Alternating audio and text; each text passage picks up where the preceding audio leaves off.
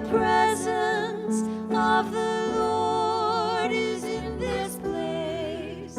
I can feel God's mighty power and God's grace. There's a holy hush around us.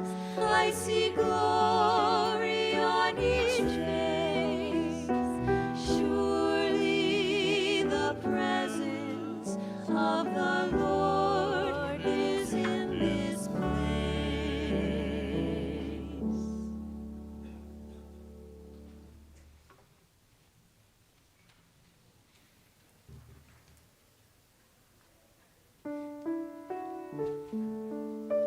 Are you ready?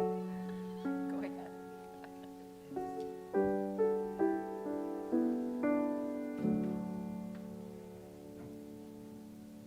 Good morning. Good morning. Thank you. That was a really nice welcome. My name is Michelle Cole, and I'm honored to be here and be your platform assistant today. We want to welcome you to Unity Center of Cedar Rapids, and we appreciate your presence here in our spiritual home and the energy that you bring to our community. So thank you very much for joining us. We also want to welcome our live streamers, so if everyone would please turn around and give them a wave, let them know that they are welcome here. And we invite you to know that we are connected heart to heart and soul to soul.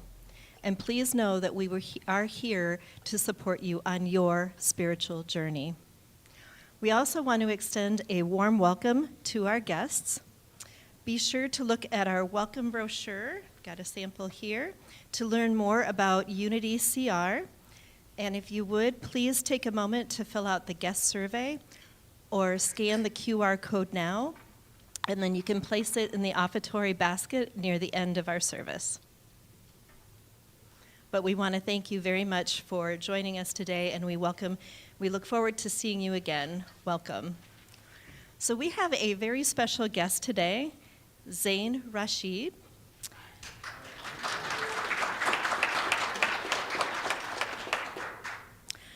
Zain was born in Pakistan and grew up in New York. He moved to Texas and now lives here in Cedar Rapids. Zain and his wife homeschool their children in a minimalist, unplugged lifestyle. Zain is a student of Shia Islam, comparative religions, and world history. He strives to re-examine the orthodoxy and narratives through classical texts and current events, finding the commonalities within cultures and faith traditions. Thank you so much for joining us, Zain. Our guest musician today is Christy Engelman. I got to hear her practice Thursday, so we are definitely in for a treat. Welcome back, Christy. And then Christy is joined by our band, Nina Swanson, Angela Dooley, Tom Zimmerman, Tom's on sound today, Don Oliver, and Ben Fashimpar, and Trey Dooley. So thank you to our band for being here and helping us celebrate today. Now, if you would please stand for our invocation and opening song.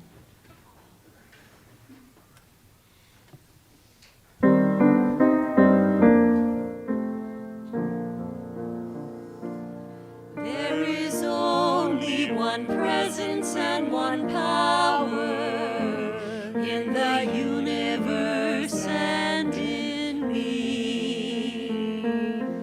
God the good, God the good, God the good omnipotent.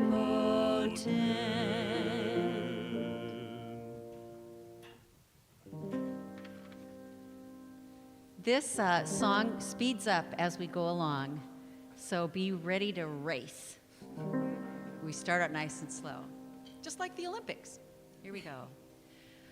We come together to behold the power of love, the power of light. We come together to behold.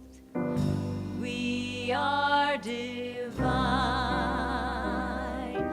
Lift up our hands, oh, lift up our voices, lift up our vision, lift it to the stars, dance in the glory, whirl in the grace, see God in every face.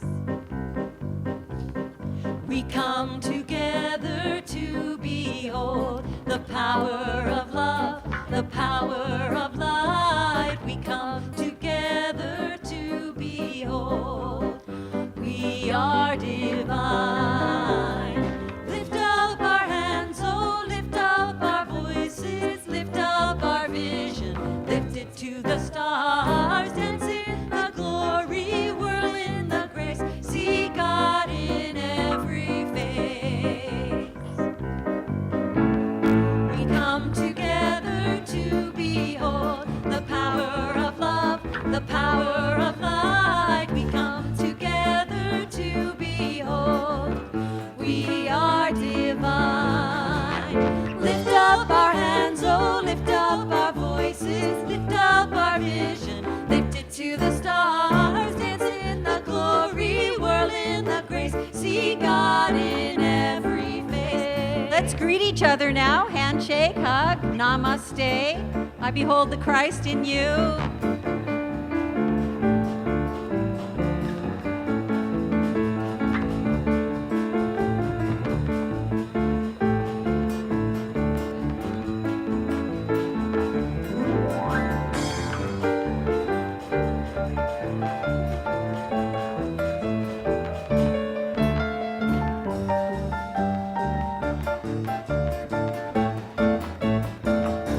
Okay, last time. Let's get our hands together. Bum, bum, bum, bum, bum, bum, bum, bum. We come together to behold the power of love, the power of light. We come together to behold.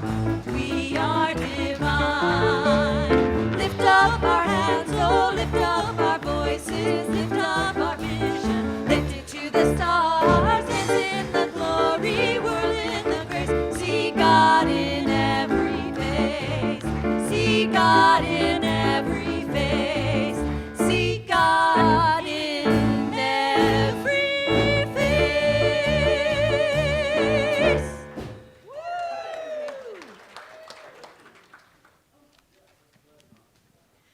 Wow, what a great way to start our service today. Thank you so much to our band. Okay, now we would like to invite our children to join the teachers for youth and family ministry.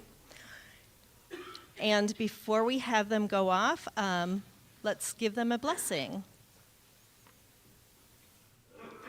We love you, we bless you, we behold the light in you.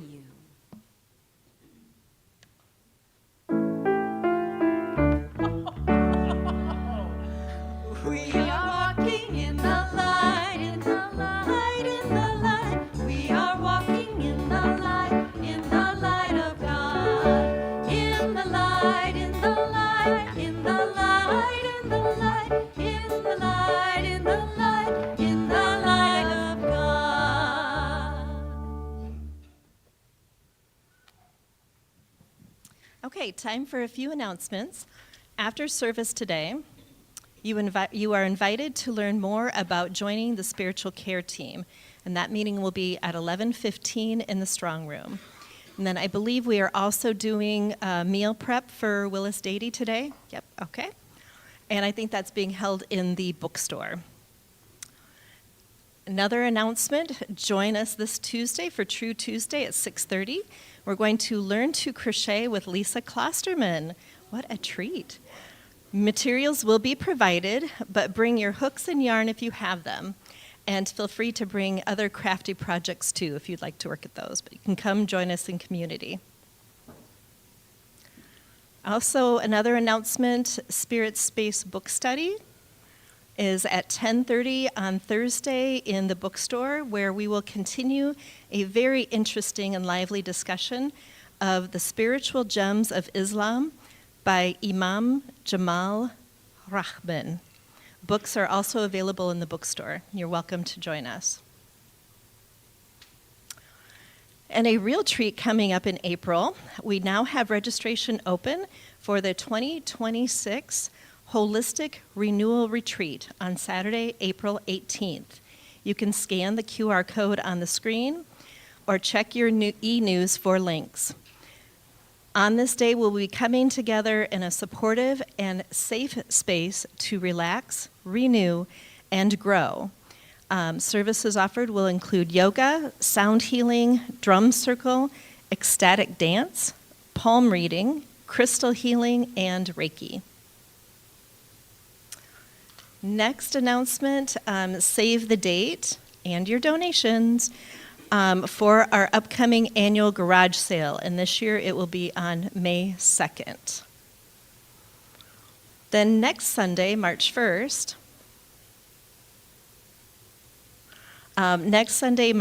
before service, we'll have our Lenten booklet discussion. That'll start at 9:15. It's our first meeting, and I believe that will be in the bookstore. In the bookstore, okay. And our guest speaker, well, actually our speaker, because we all know him, and thank him for being a part of Unity for many years, Kevin Krumvita. Yay. Kevin is currently serving as our president of our board. And so we're welcoming him in another role as speaker next Sunday, where his talk will be titled Romancing the Fear. Okay. If you have a prayer request today, our prayer partner for today is Polly Gould, and she can meet you in the prayer room. Thank you, Polly. Now it's time for another song. We haven't sung this song for about 6 years, I noticed, but I think you'll pick it up really quickly. Two, three, four.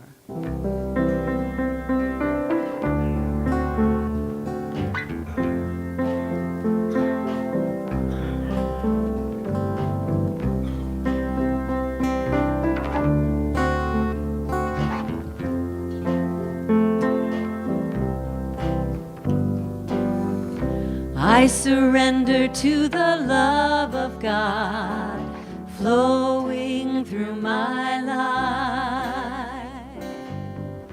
I surrender to the love of God flowing through my life.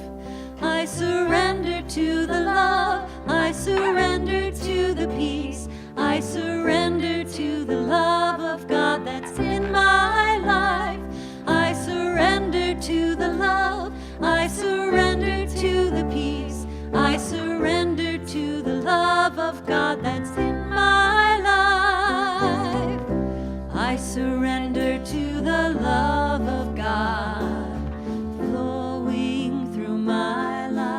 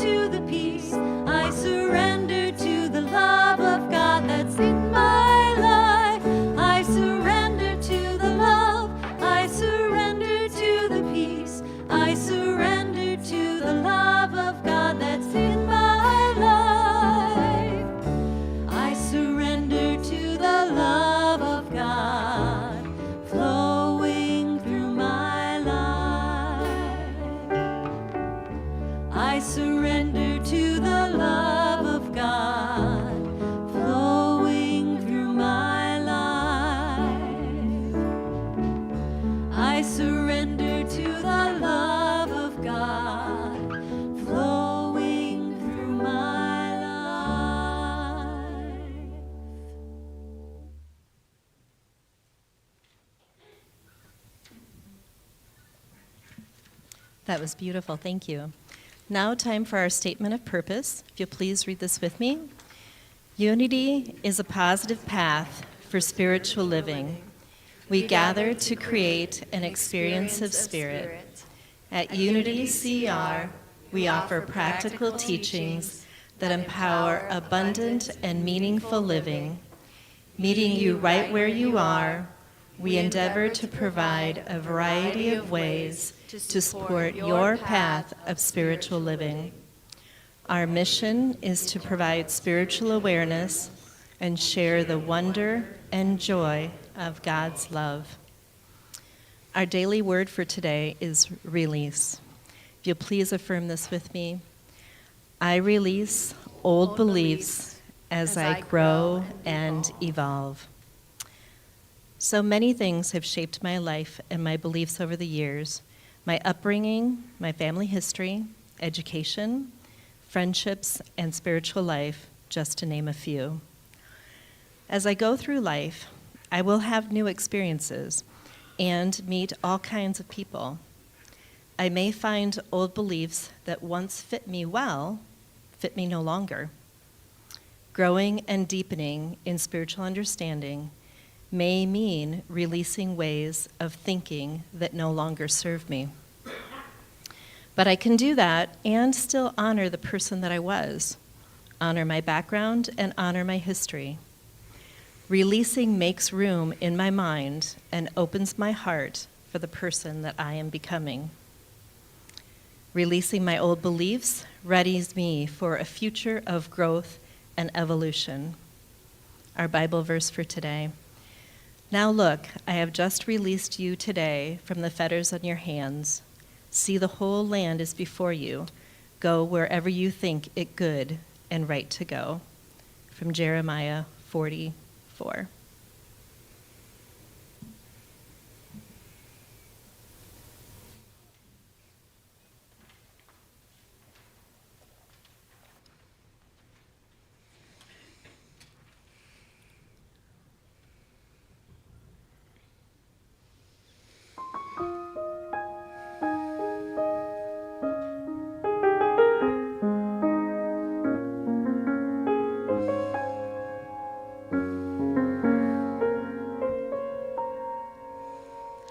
At this table, everyone is welcome.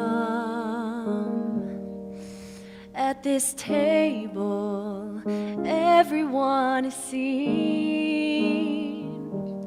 At this table, everybody matters. No one falls between.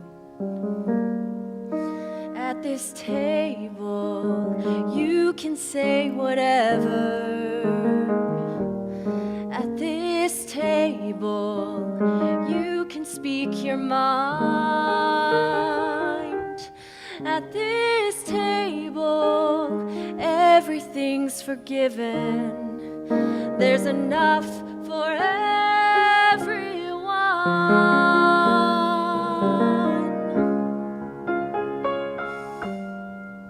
So come as you are. Remember that the door is always open. Yes, come as you are. The perfect gift that you could bring is your heart. So come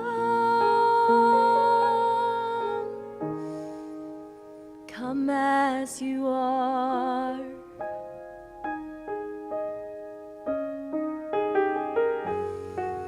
At this table, there will be no judgment. At this table, mercy has a seat. At this table, we're all sons and daughters. There's no place I'd rather be. So come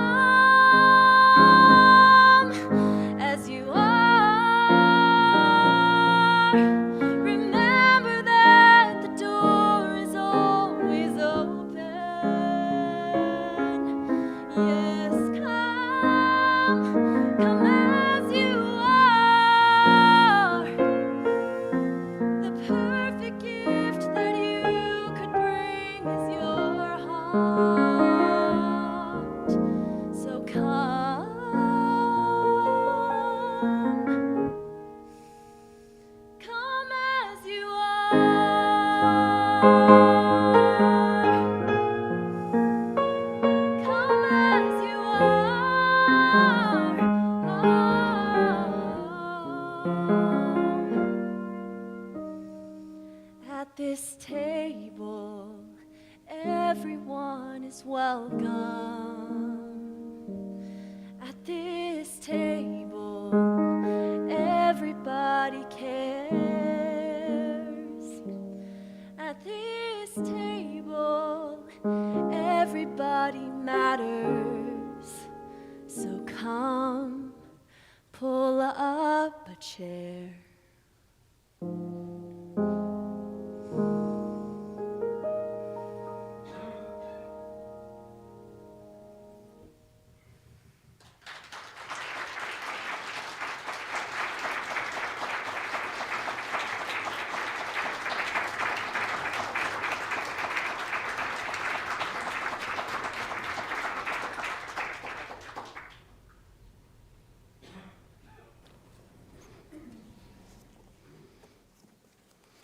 All right, guys, mic's on. Okay, good. All right. It's an honor, a good opportunity to be here. And coincidentally, we're in the season of Lent, and we're also in the month of Ramadan. So it's all about being very conscientious of every breath, every step, everything, right? So in the Islamic calendar, we're in the year 1447. So, time is of a pretty subjective thing to all of us. We're looking at it in different ways in the different seasons of life that we're in. But so the community of 1 billion Muslims, we're in the year 1447, 5th day of Ramzan. So, it's just a coincidence that with the new beginning of spring and everything else, it's a time of renewal, a much-needed renewal, and hopefully we'll get past this chapter of uncertainty and the climate that we're in now. And all we can do is really pray about it and have these conversations. And I'm very happy that I've been invited here. Thank you. So with most, I guess, Islamic services, we're kind of doing that, kind of not. We open with a chapter that's called the opening. Chapters in Arabic are called surahs. So what I'll do is I'll open up the Quran. We open it left, we start from the left and work that way. Right and work this to the left. So before we open, we have an invocation. And this invocation is going to be a supplication from the imams. The imams are the leaders that were the successors of Prophet Muhammad after his demise. So one of his grandchildren, named Imam al-Sadiq, his supplication before even reciting this Quran. So apply this to your Bibles, apply this to anything that you read, because this is one of those things. So he says, and we always begin with, in the name of God, the beneficent, the merciful. This is the catch-all, the creed of all of Islam. And all of the Abrahamic faiths. So we were doing it in the name of God, and God is the beneficent and the merciful. So you hear anything other than that from somebody else, I will take that with a grain of salt, right?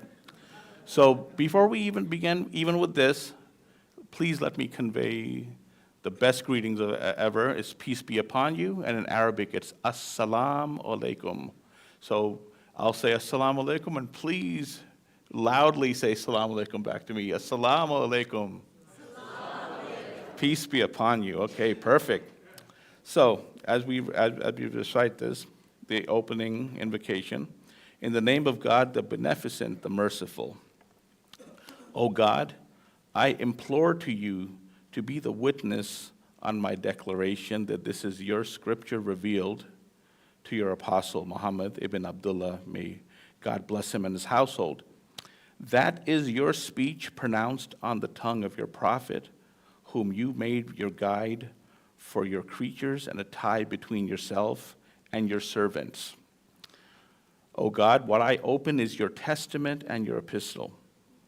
O God, hallow my act of looking into it, and make my reading of it an act of contemplation, and make my contemplation therein educative. O God, make me one of those who takes lessons from your counsels and refrains from disobeying you. Do not close my inner ear as I read it, nor draw a curtain over my inner eyes. And let not my reading be one that is devoid of contemplation. Make me one who contemplates over its signs and prescriptions and follows the laws of your religion.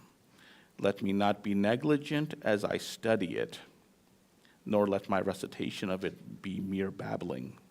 Indeed, you are the most gracious, the most merciful. When I read this, we have our Friday services at home, because I'm kind of unorthodox in the way of I choose not to attend the mosques as much, you know. It's just kind of an independent streak that, you know, is a thing of beauty and possibly danger, you know, depending on who you ask. But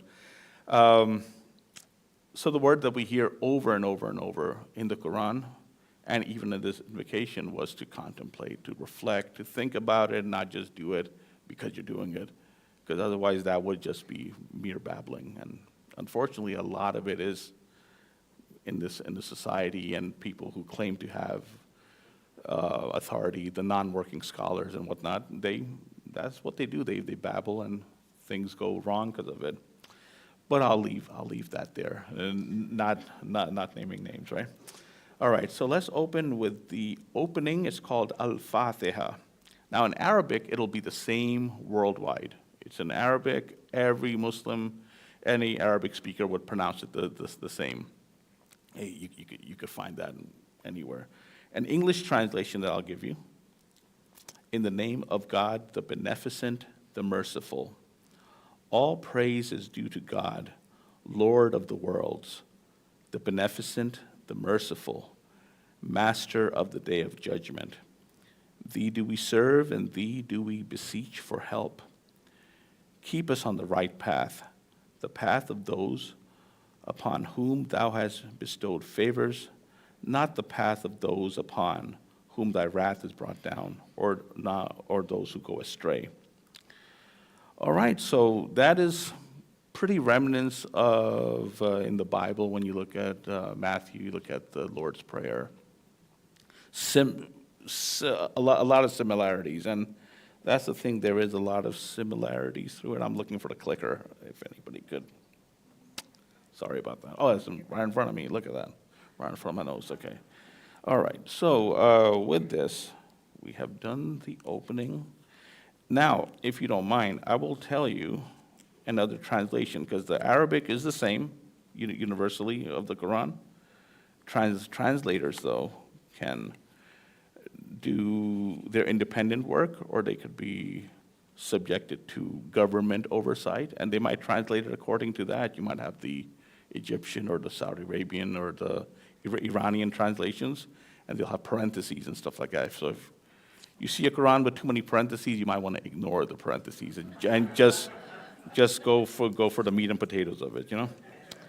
So this, we've just heard the opening prayer.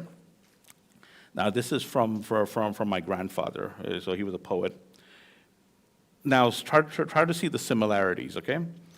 Refuge against evil we find, to name with Allah, merciful, kind. Praise be to Allah, the providence of myriad worlds, vast and immense, the merciful, the beneficent, the Lord of the day of judgment. We worship thee, and not at all, and but to thee for secure call.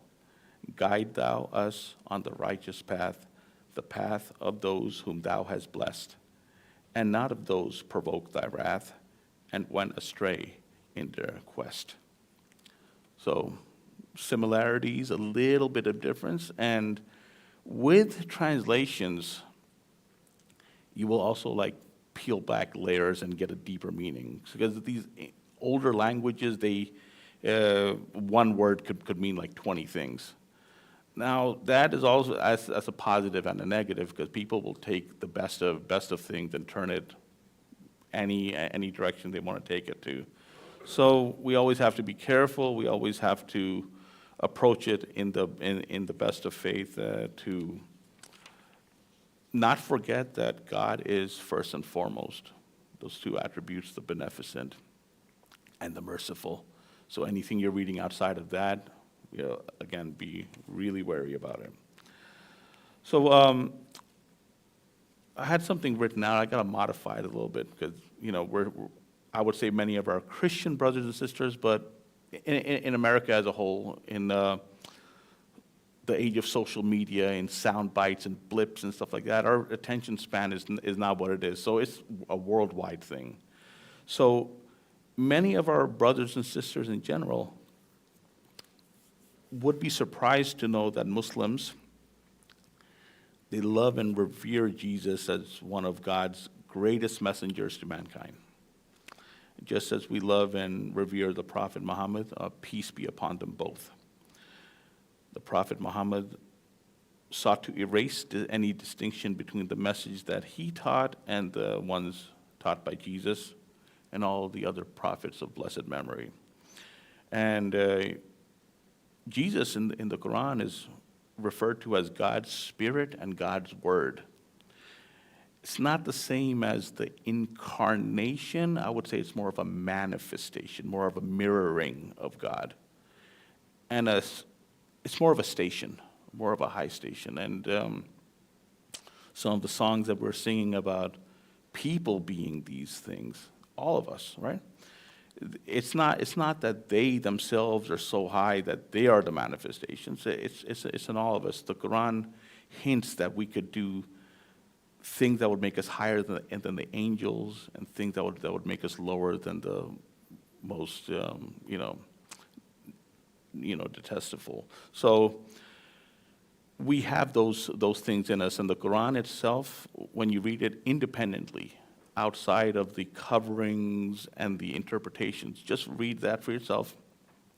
You're not really going to find brand Islam, the cultural, the costuming, the decorum, and everything else. All that is culture, and we get a little bit mixed up with that, and we see someone else. Whereas Jesus, he's a gentleman from the Middle East himself. He ate his bread without the baking soda and all that stuff, flat breads, and he sat on the floor, and so a lot of his stuff in the modern era he would not recognize, so the things that we associate with him would be different. So one thing that we're going to begin with, this is a circle that I use for my exercises, and if I could entertain y'all just making a little circle, right, about 5 inches, 6 inches in diameter. So if I could have y'all read this together, let's go. The space inside this circle represents my realm of knowledge. All that I think I know about whatever I think I know is depicted right here within this circle. I must keep in mind that there is more to know than what is within the circumference of my awareness. All right, so hopefully we're not going to be in the echo chamber today. So before I get to a liturgy, I would like to have our piano. Yes. So I'm going to show you a few pictures, kind of a mental exercise. Just take about a minute if you don't mind, and just have a look at some of these, and we'll do a quick Q&A after that, a quick response.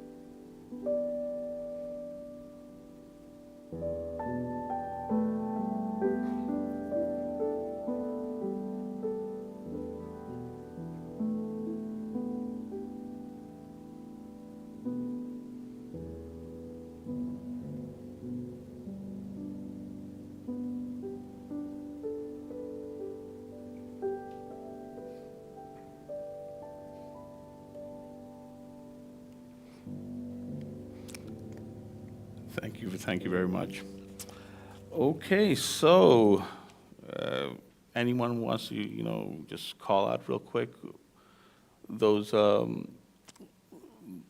those pictures that you've seen of the ladies covered up. What was your first reaction to that? They're Christians, and I think we always associate the head covering with Islam.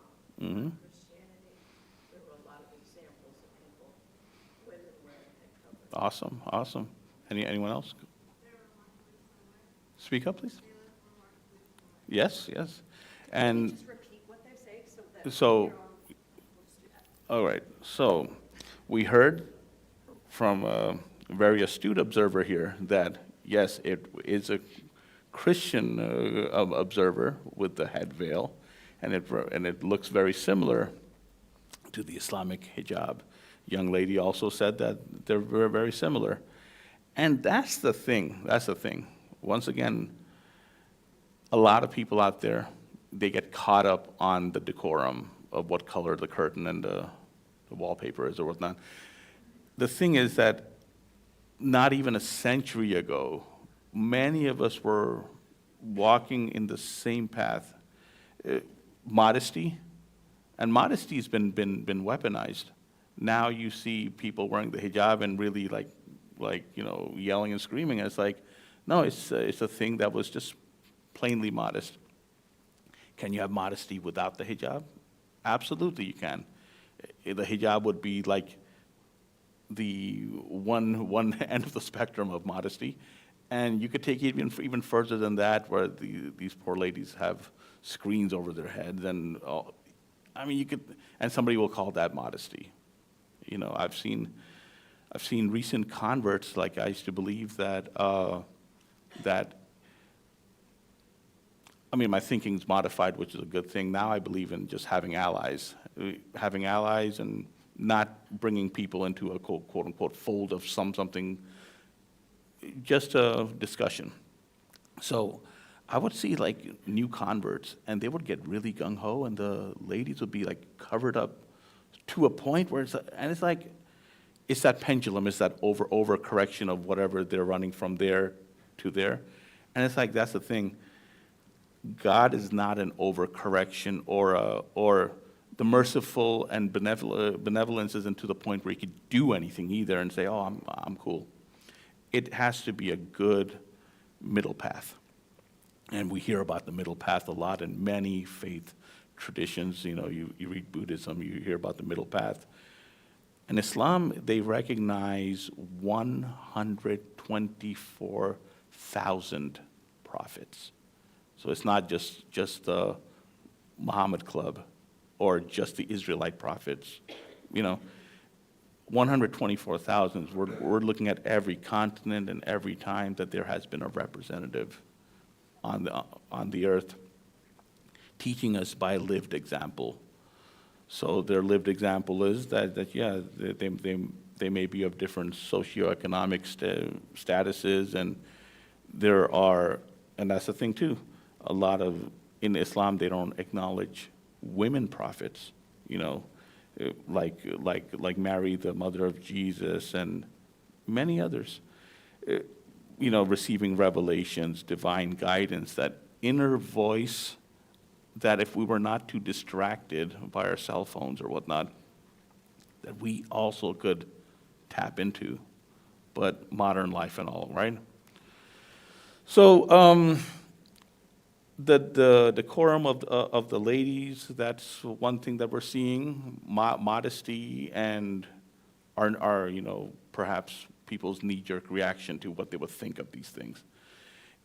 Imagine Jesus the Christ. In Islam, we believe he's alive and well. Right now, he's coming back to rectify and redeem things. In his heart, he's seeing ladies being subjugated to all types of things from their own religion, and then outside the religion, wherever they happen to immigrate to.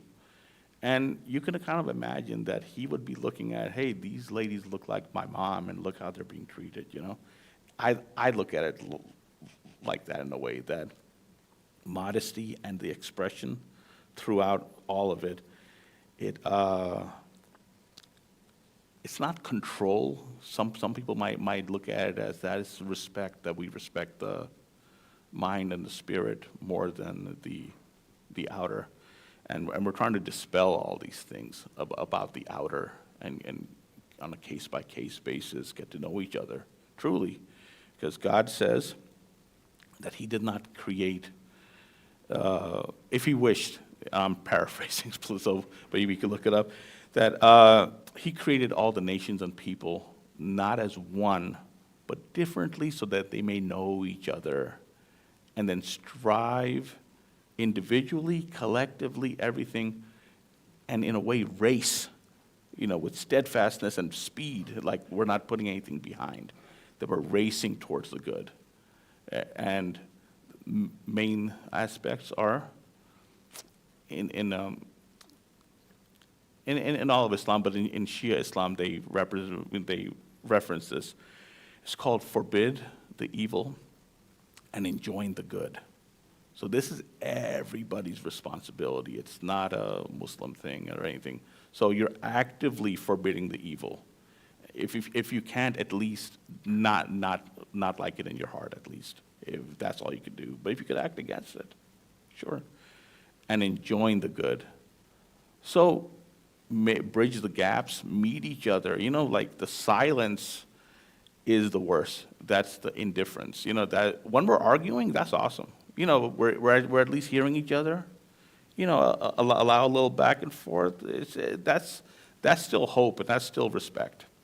But yeah, when we shut down dialogue, and you can see it happening every so often, we'll do the self-righteous, I agree to disagree. No, don't worry about it. Let's disagree on that even, and let's just talk. Let's just talk, right? So I will present just a few more picks, and then we'll go on to a long prayer. So, it's long, but it's engaging, and it's awesome. All right. So the next series, if I could get our lovely pianist again, thank you so much.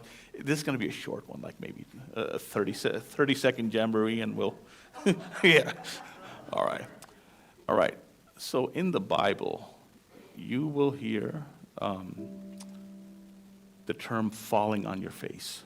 And you have different folks interpreting that as fainting or whatever else, but usually the falling on your face is what this gentleman, I think this is Moses or Abraham, from Torah.com. Have a look at this one.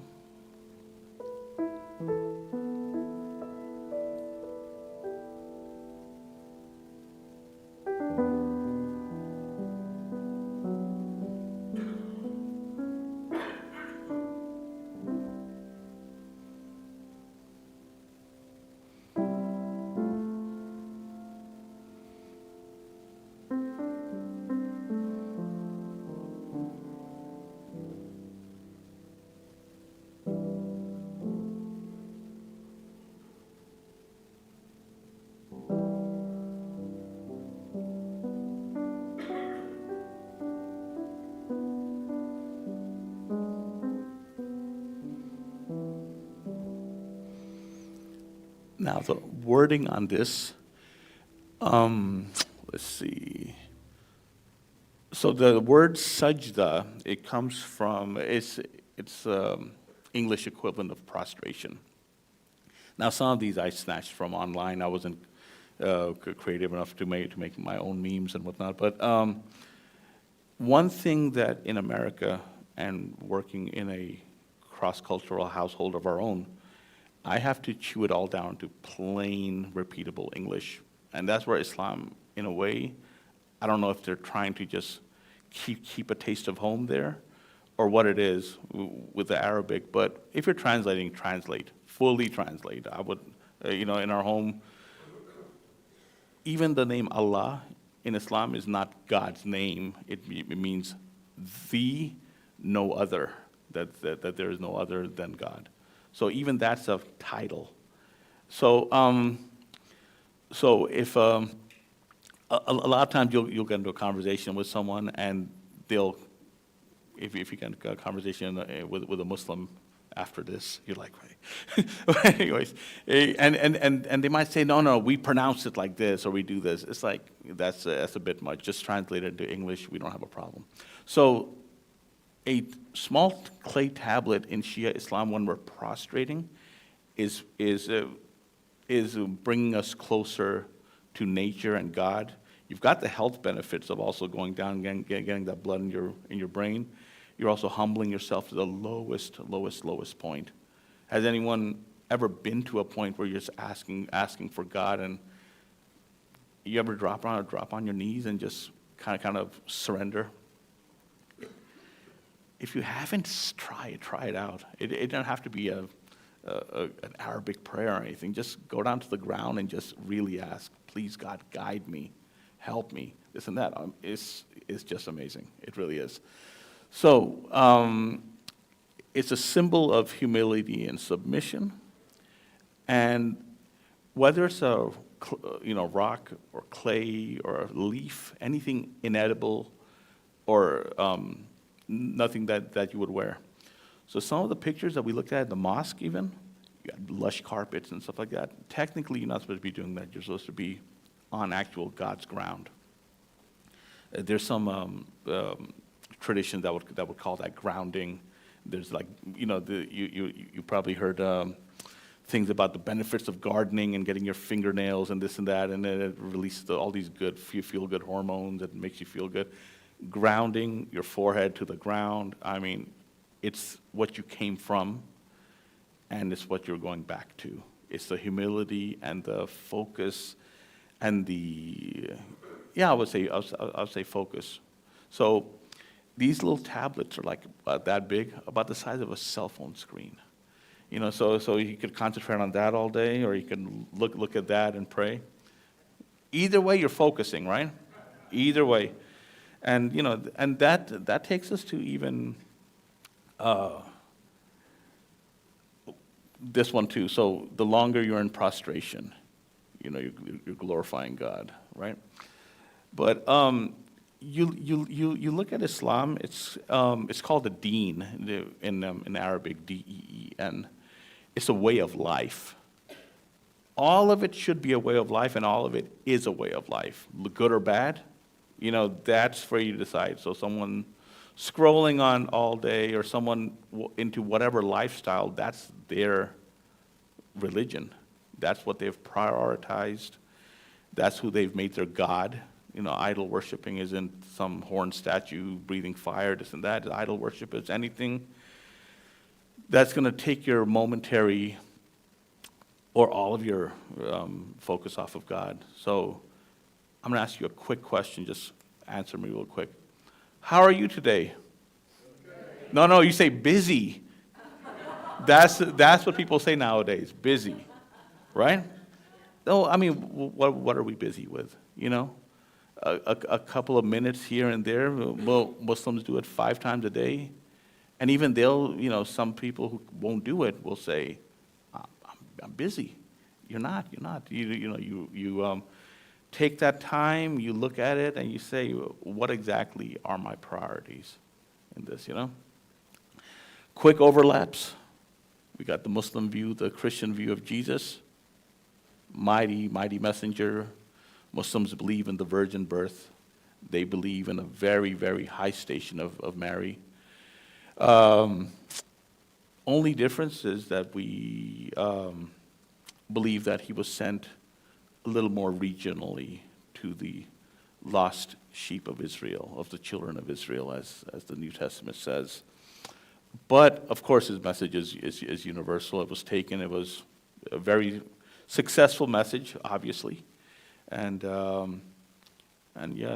Jesus, Muhammad, even Muhammad in his collections says that I am Jesus. Now, sounds kind of far-fetched, but we're talking about the elevated station of Jesus. We're talking about the prophets. The people who have sacrificed, they're not just there because they happen to become CEO or something, right? They strived and they struggled, and they struggled more than any of us, so our problems are trivial, really, really trivial. I mean, they don't even have AC. We're talking about the Middle East right there. It's like, come on. So we have these, and I'm not saying this to like get under anyone's skin, because we're talking about God, the Creator. So even in Christianity, He's the Father. So we're looking at Jesus in the aspect of the Son, where He prayed. Now try ever telling a Christian that Jesus is God and He never prayed. They'll be pretty upset that of course He prayed. So yeah, so we're praying to the same one God, and this one God. Why not two? Why not any number, of gods? We're taking it to a point where that one God, He holds all the power, It's a power that we could not handle, deal with, or manage correctly, with our egos and whatnot. So, with God, He's watching over all of humanity. These are the various types of names. So in Aramaic and in Hebrew, there would be very similar names. So when people call Him, Allah, the moon god, or the demon, this and that, and you'll find some not so shy people online and whatnot saying that. It's just that the languages are old, and the languages of today have just, I guess, progressed, but in a way have removed us from certain things as well. So progression, we might say, oh, that's great, progress.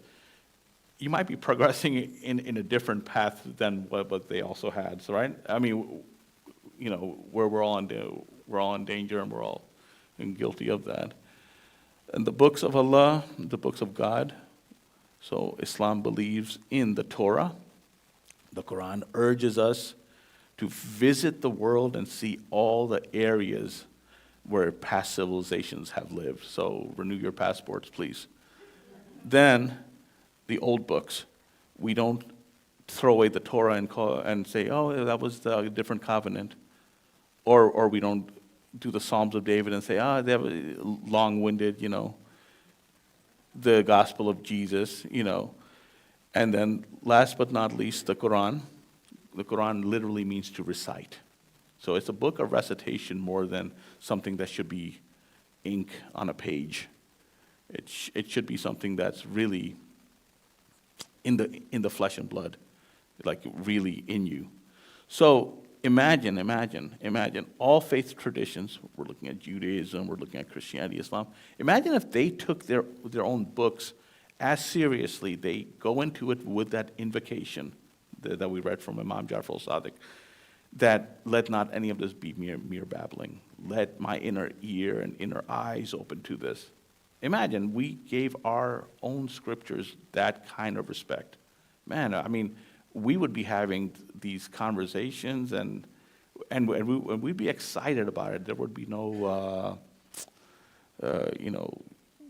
someone kind of being coy about it, and you should be excited.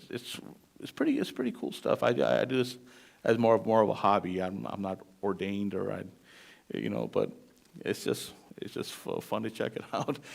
And let's see what else. Okay, so here we have the oneness of God. Of course, we're barely touching the tip of the iceberg. There's so many other faith traditions. They might have intermediary and mediators and whatnot, but it goes to the top where there is the one and absolute. So in the Abrahamic faiths, they kind of cut a lot of the mediators out. And Islam and Judaism, I would say, are like very unapologetically monotheistic. But at the same time, right? At the same time, when we say the words that Jesus is God incarnate, how wrong would that be if Jesus, you don't go to the Father, but through the Son. Your destination is the Father. You're going through the Son because He's guiding you through it, because how else would you see the living, breathing, struggling example? And we've all got our struggles in that. So we look at the incarnations. I like to call it manifestation, though. Manifestation, or the mirror. And every man and woman, every person has that, potential. We all do. I'm like, I have to work super hard. It's only day 5 of Ramadan, and I'm like, But, there's a lot of it. So unity, just talking, hanging out, and the word here, unity itself, right? The church itself, we're doing great things, and let's see. Those are my little slideshow, and if I could entertain you real quick, it's a prayer, and it was written by the Prophet Muhammad's successor, Imam Ali. So he's got 30 prayers, supplications for every day of the month. So we're on day 5 of Ramadan, and I'll read that real quick.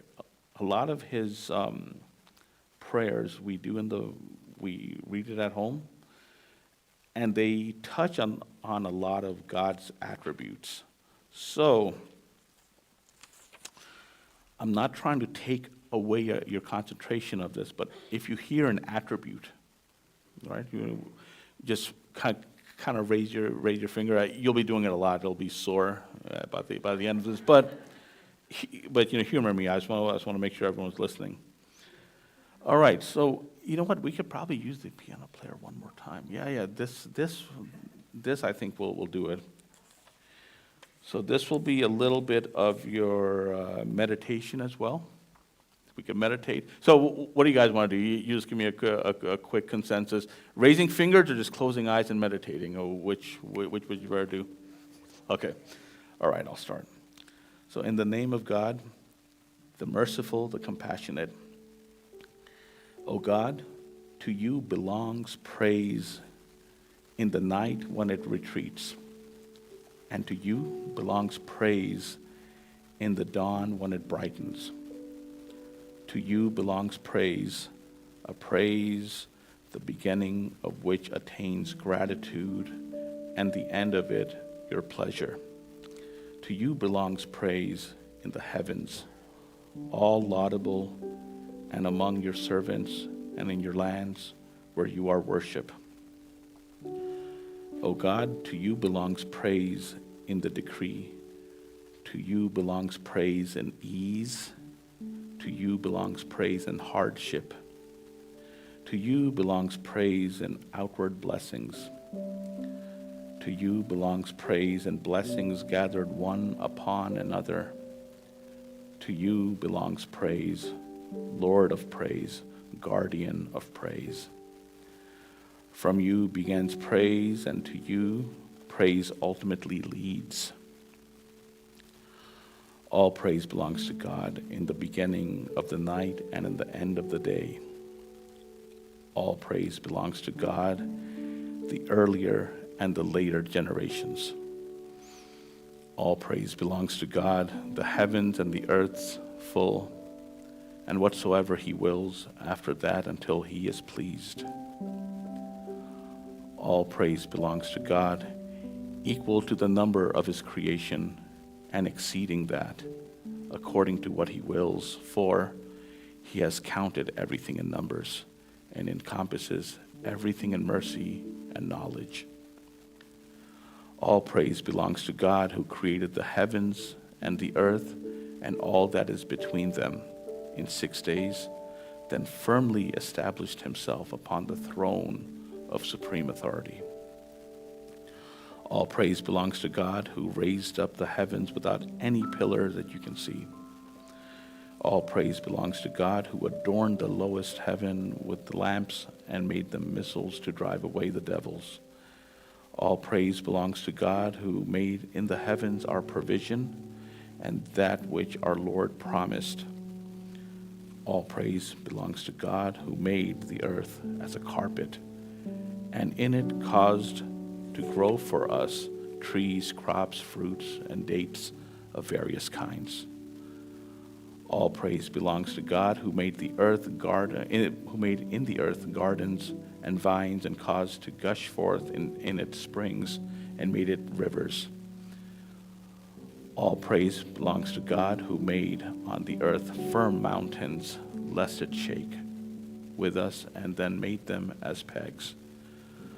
All praise belongs to God, who has subjected us to the sea, and that the ships may run on it as his commandment, and that we seek of his bounty, and made for us of it ornaments for us to wear. All praise belongs to God, who subjected us to the cattle, that we may eat of them and make them mounts for us, and make from us the skin of the cattle's houses, garments, and a resting place and an enjoyment. All praise belongs to God, the generous in his kingdom, the omnipotent over those in it, powerful over his affair, all laudable in his fashioning, all subtle in his knowledge, all gentle in his servants, to his servants, exclusive through his magnificence and his glory and majesty and awe. All praise belongs to God, whose praise is widespread among the creation, whose glory is apparent through the grandeur, whose hand is outstretched with good. All praise belongs to God, who has clothed himself in praise, clad himself in pride, magnified himself through awe, who is distinguished through omnipotence, and who is veiled through the rays of his light from the sight of his creation. All praise belongs to God, who has no adversary to him in his dominion, nor any contender with him in his affair, nor anyone like him in his creation. There is no God but he. There is no averting his command, nor any repelling of his decree. He has neither opposite, nor partner, nor any equal, likeness, or similitude. The one who asks of him does not incapacitate him. The one who flees does not outstrip him, nor does anyone hold back from him. He created creation without a source and brought them into existence without a model, prevailed over mankind without helpers, and raised the heavens without pillars, and spread the earth on the air without support. All the praise belongs to God for that which has passed and that which remains. And to him belongs praise for that which he makes manifest and that which he conceals, and for that which was and that will be. O God, to you belongs praise for your forbearance after your knowledge. To you belongs praise for your pardon after your ability to punish. To you belongs praise for your forgiveness after your excusing sins. To you belongs praise for that which you take and that which you give. To you belongs praise for that in which you put to the test and afflict. And to you belongs praise for your affair, with a praise that has the ability to attain you and does not fall short of attaining the most excellent of your pleasure. Do not leave us in this hour any sin that you forgive,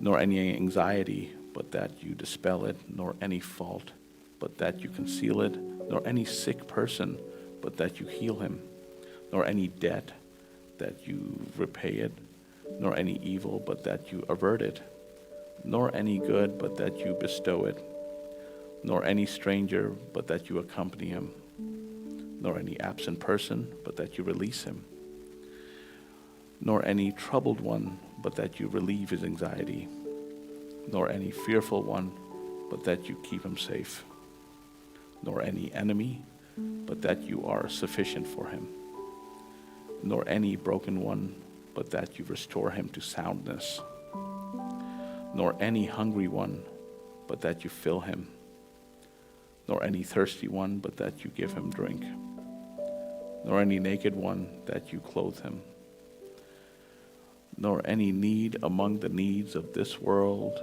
and the hereafter, which have them your pleasure and are good, but that you fulfill them with ease and soundness, O most merciful of the merciful.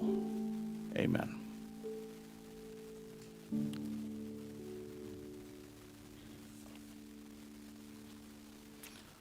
right, thank you so much once again for this opportunity.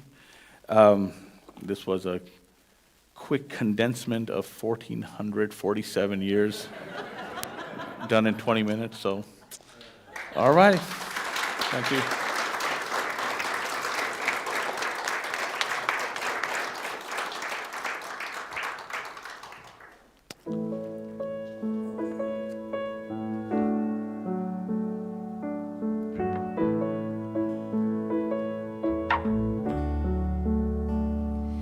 I am made of the light that hung the stars in the night, a perfect thought since time began. I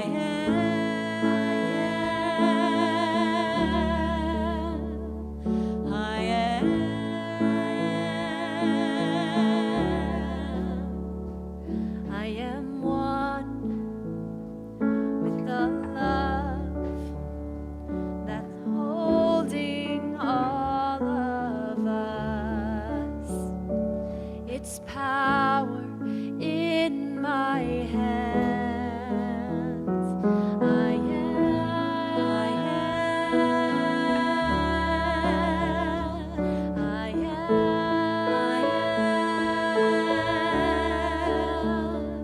I am called by the voice that speaks of truth and joy, forever blessed where I stand.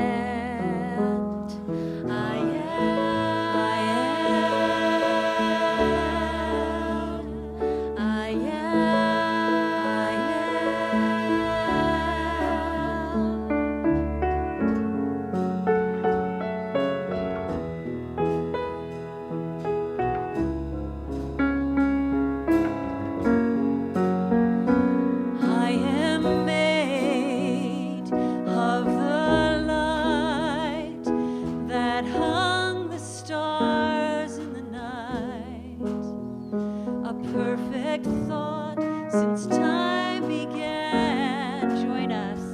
I am.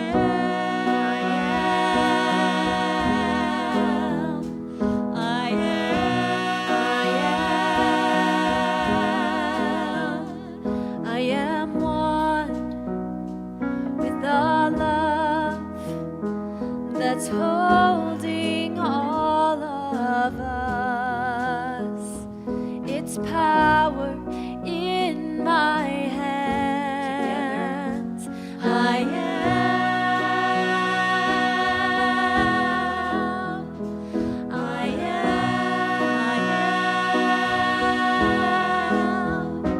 I am called by the voice that speaks with truth and joy, forever blessed where I am. I am.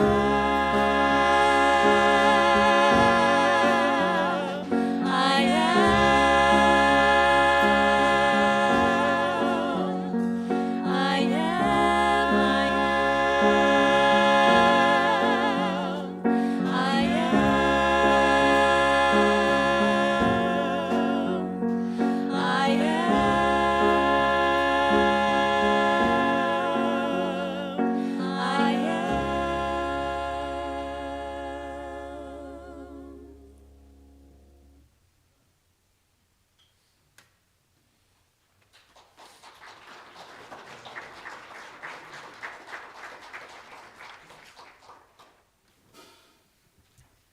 Wow, that was wonderful. Thank you, Zain, and thank you, Christy.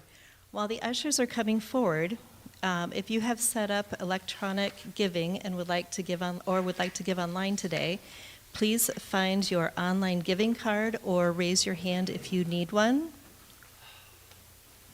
We invite you and those of you online to make your contributions at unitycr.org. Now, if the ushers will come forward.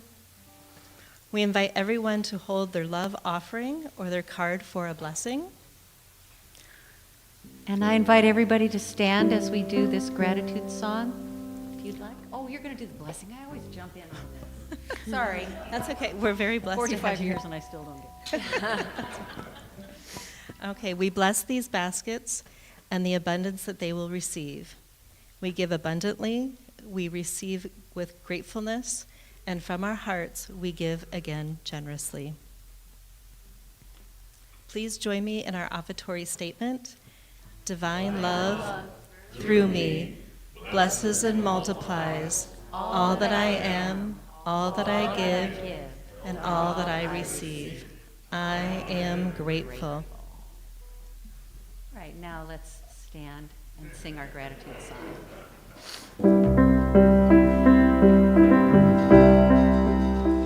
I am so blessed. I am so blessed. I am so grateful for all that I am. I am so blessed. I am so blessed. I am so grateful. I am so blessed. Gratitude before me, gratitude behind me, gratitude to the left of me, gratitude to the right of me, gratitude above me, gratitude below me, gratitude within me, gratitude all around me. I am so blessed. I am so blessed. I am so grateful for all that I am. I am so blessed. I am so blessed. I am so grateful. I am so blessed. I am so grateful. I am so blessed.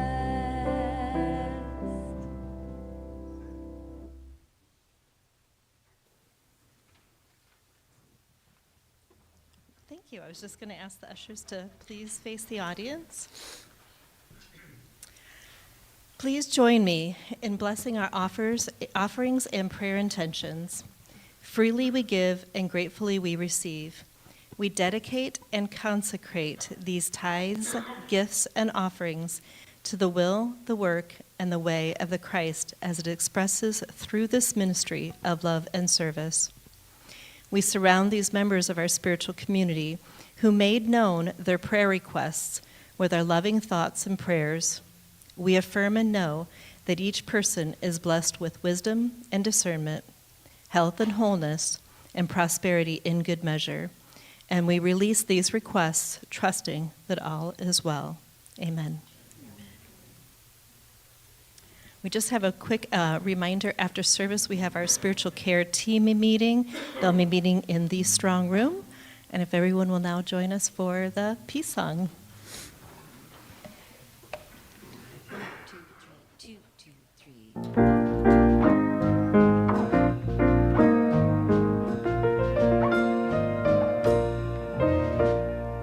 Let there be peace on earth, and let it begin with me. Let there be peace on earth, the peace that was meant to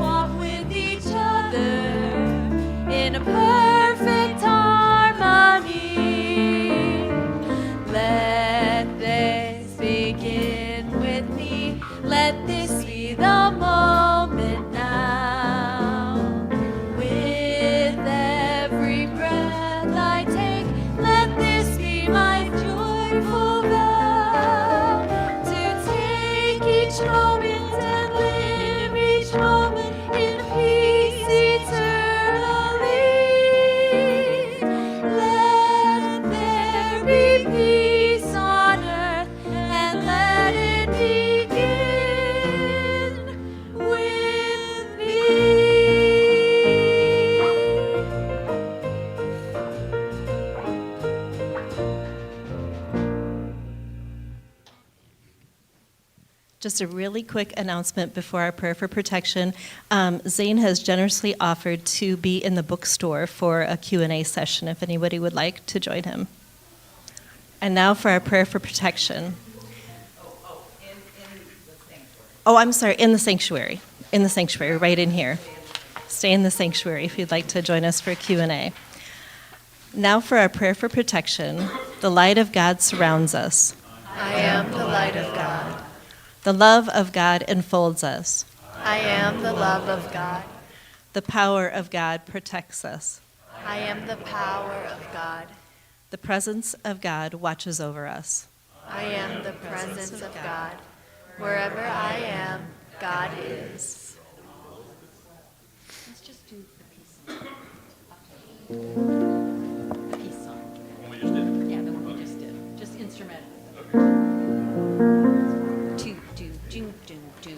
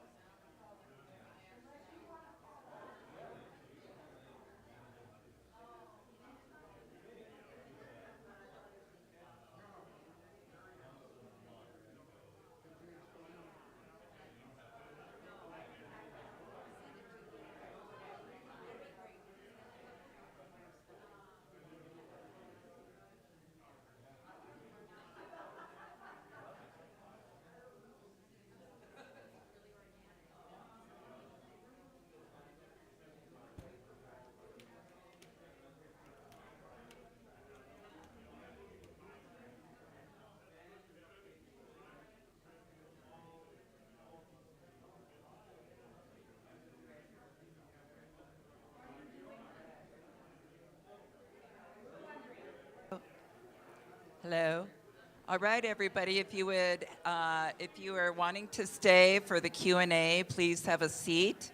If you want to continue conversing with friends, you can go ahead and move out of the sanctuary, and Zain will be coming up to the microphone to speak with us. So I can tell everybody just heard what I'm saying. Hello, hello, everybody. We're going to get started with the Q&A. So if you want to finish your conversations, you can certainly step out into the lobby and do that.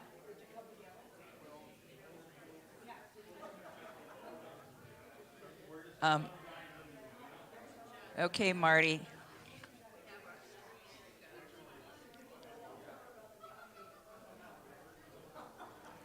All right. Lisa, would you mind just shutting the doors, and maybe Howard and Camilla, if you want to go on out. All right. Thank you so much for your interest in following up with Zain. And thanks, Zain, so much for being here today and for your willingness to take extra time with us. We certainly appreciate it. Are you good? All right. Let's use the microphone. All right, guys, so this isn't going to be a thing where I'm standing, looming or anything like that. We're just going to... So we're basically in a giant living room. We're all friends. We're talking, okay? Now, a lot of the things I'm coming at you with is going to be, in a way, it's going to be from a layman's perspective, because I'm a practitioner and a student of. I'm not in any kind of facility or leadership role, Although, once again, in the Quran, when it tells us to reflect and think and contemplate and this and that, anyone who's capable of that will be in a leadership role anyways, regardless of age, gender, anything like that. We haven't done it then, we don't do it now. So thinking is one of the most underrated things ever, right? So I was asked a question by Amanda about what do we call God? What do the Muslims call God? Okay? Now let's dissect the word. What is. I'm just gonna. So there is no Islam in that conventional sense. That's a bunch of Bedouins or whatever have you. Islam is simply the Arabic word for peace. It comes from salam. You guys have heard of Jerusalem? It means city of peace. So Salem, you probably know somebody named Salem. I mean, it's not the most common name, but in the church atmosphere, I've heard of it. So salam is just that. It means peace. So Islam is called Islam and not Mohammedism or anything like that, because it's not named after the man. The man in 570 CE brings, well, he was born in 570. Then at the age of 40, he's commissioned to prophethood.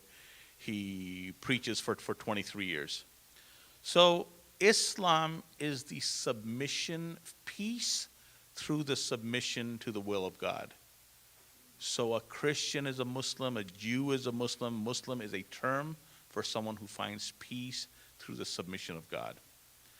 So in some of the bigger cities, they'll have the folks who are doing the, ask me anything, or what do you call that when you're propagating your religion? Yeah.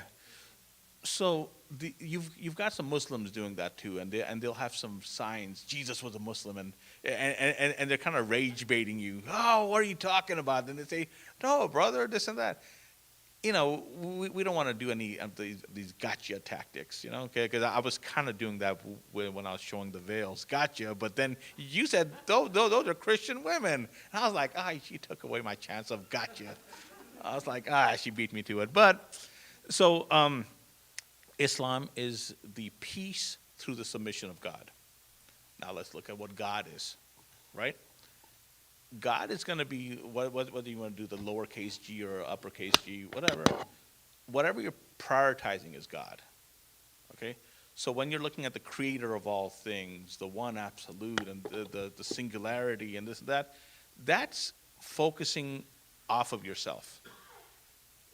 When your God is Instagram, or, well, I sound old, what is it now, Snapchat or whatever these kids do. So that's your God. You happen to spend 10 hours on it, and where did your day just go? So, and then the whole comparison is the thief of joy thing, So when you're focusing on God, that's so outside of you, but in a way, the Quran says that he is closer than your jugular vein.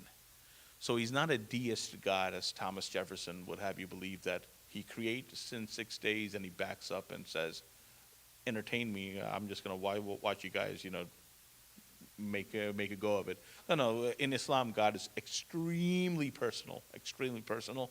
You can ask and ask and ask for the most trivial to the biggest thing. He wants you to ask. By offering a supplication or a prayer and not asking, it's almost like, I don't need anything from you, God. No, we always need something from God. The breath that we're taking, when us thanking him, we have to give thanks for that even, because that's a bestowal, a blessing. It's all a blessing, right? So Islam is constantly checking that pulse all the time. Now, I'm not talking about Islam as in Indonesia or Arab, or no, Islam, the peace to the submission to the will of God. So God, once again, far enough away as you can never grasp, near enough to you where it's right over here. So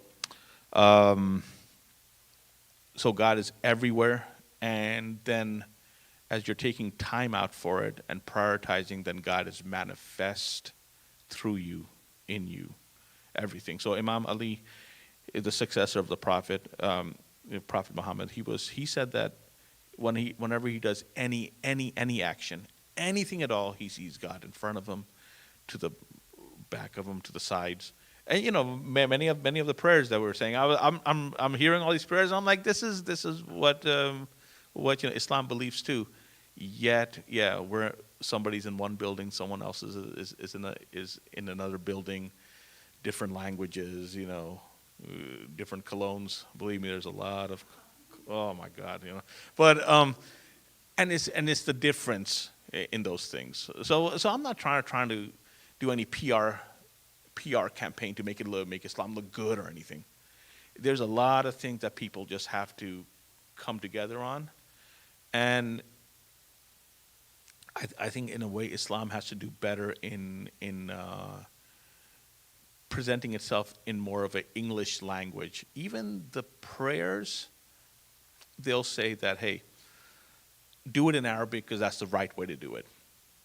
And yes, I agree with that because that's the original, but translations, there's some excellent translations out there. But then there's other translations as well. Then that could also cause all types of schisms. And schisms, there are plenty of in Islam. They're unaliving each other left and right over schisms. It's terrible. It's like, thank God we don't have that kind of stuff in Christianity anymore. But I would say like the people who really believe in it, in a way they have been intellectually defanged. So now Christianity doesn't resort to violence like it used to do in history. So I mean, Islam, or even our founding fathers, they were looking into it. Jefferson and Adams and Washington, they looked at Islam. One of the earliest translations was from George Sale. He was a vehement anti-Islamist, but he wrote one of the best translations of the Quran I've ever read. He had a 200-page preface, how it's a religion of the devil and this and that. Then he gives you a really, really good translation. I was like, that's awesome. Compared to like Iran or Saudi Arabia or wherever else where they're putting parentheses. Like for instance, they'll have a verse on the hijab. So the Muslim women, God bless them, man, they put themselves on the front line. Because the dude, he could shave, he could wear any clothing, and they kind of blend in. Those poor ladies, they put themselves out there. Now, I don't know if they're doing it just to prove a point, or if they're really doing it for the love of God and the commandments. And the veils are found in the Bible. that's the way it technically is supposed to be practiced. Some wear it all the time, some wear it to only the church. They've modified it into bonnets and this, that, and the other. And in some shirts, or some churches, yeah, they're showing up in next to nothing, which is, it's like, you got the freedom to do it, right? But at the same time, respect is respect, in my opinion. So those ladies who are wearing the hijab, I had a point to this. Hold on, I'm sorry. Yeah, so they're putting themselves on the front line to show their devotion, and that's the kind of devotion that Christians, it's a entire spectrum of Christianity, right? But believing in Jesus and the words and really getting into the words and putting your time into the actual religion of it, and religion not being that you're beating a drum or this or that, but religion as what you're putting your priority into. And all of them, they point to service to humanity, stewardship of the land, and all that stuff. But yeah, reading this book right here, if you could show it to people. So how many folks have read this one already? Okay. So when did you start? Like February 1st or 2 weeks ago? Okay. So it lines up, coincides, overlaps a little bit with. We kind of go no technology and just kind of read and chill and kind of just. And okay, so the full thing with God, right? Asking about God's name or how he's referred to and this and that. That's the thing. We're saying God in the English language. We're speaking on Greek terms. In Arabic, when he's called Allah, Allah is like, if you guys know Spanish, E-L, the, or in Arabic, it's A-L, the. The Arabs ruled Spain for about, 800 years, so I think a little bit of the Arabic got into the Spanish part of it. So La, L-A-H, or just La, means no, the word no. So you're like, no, what? No, it's that he is incomparable. So it's a title. So yeah, he is the God who is. Test.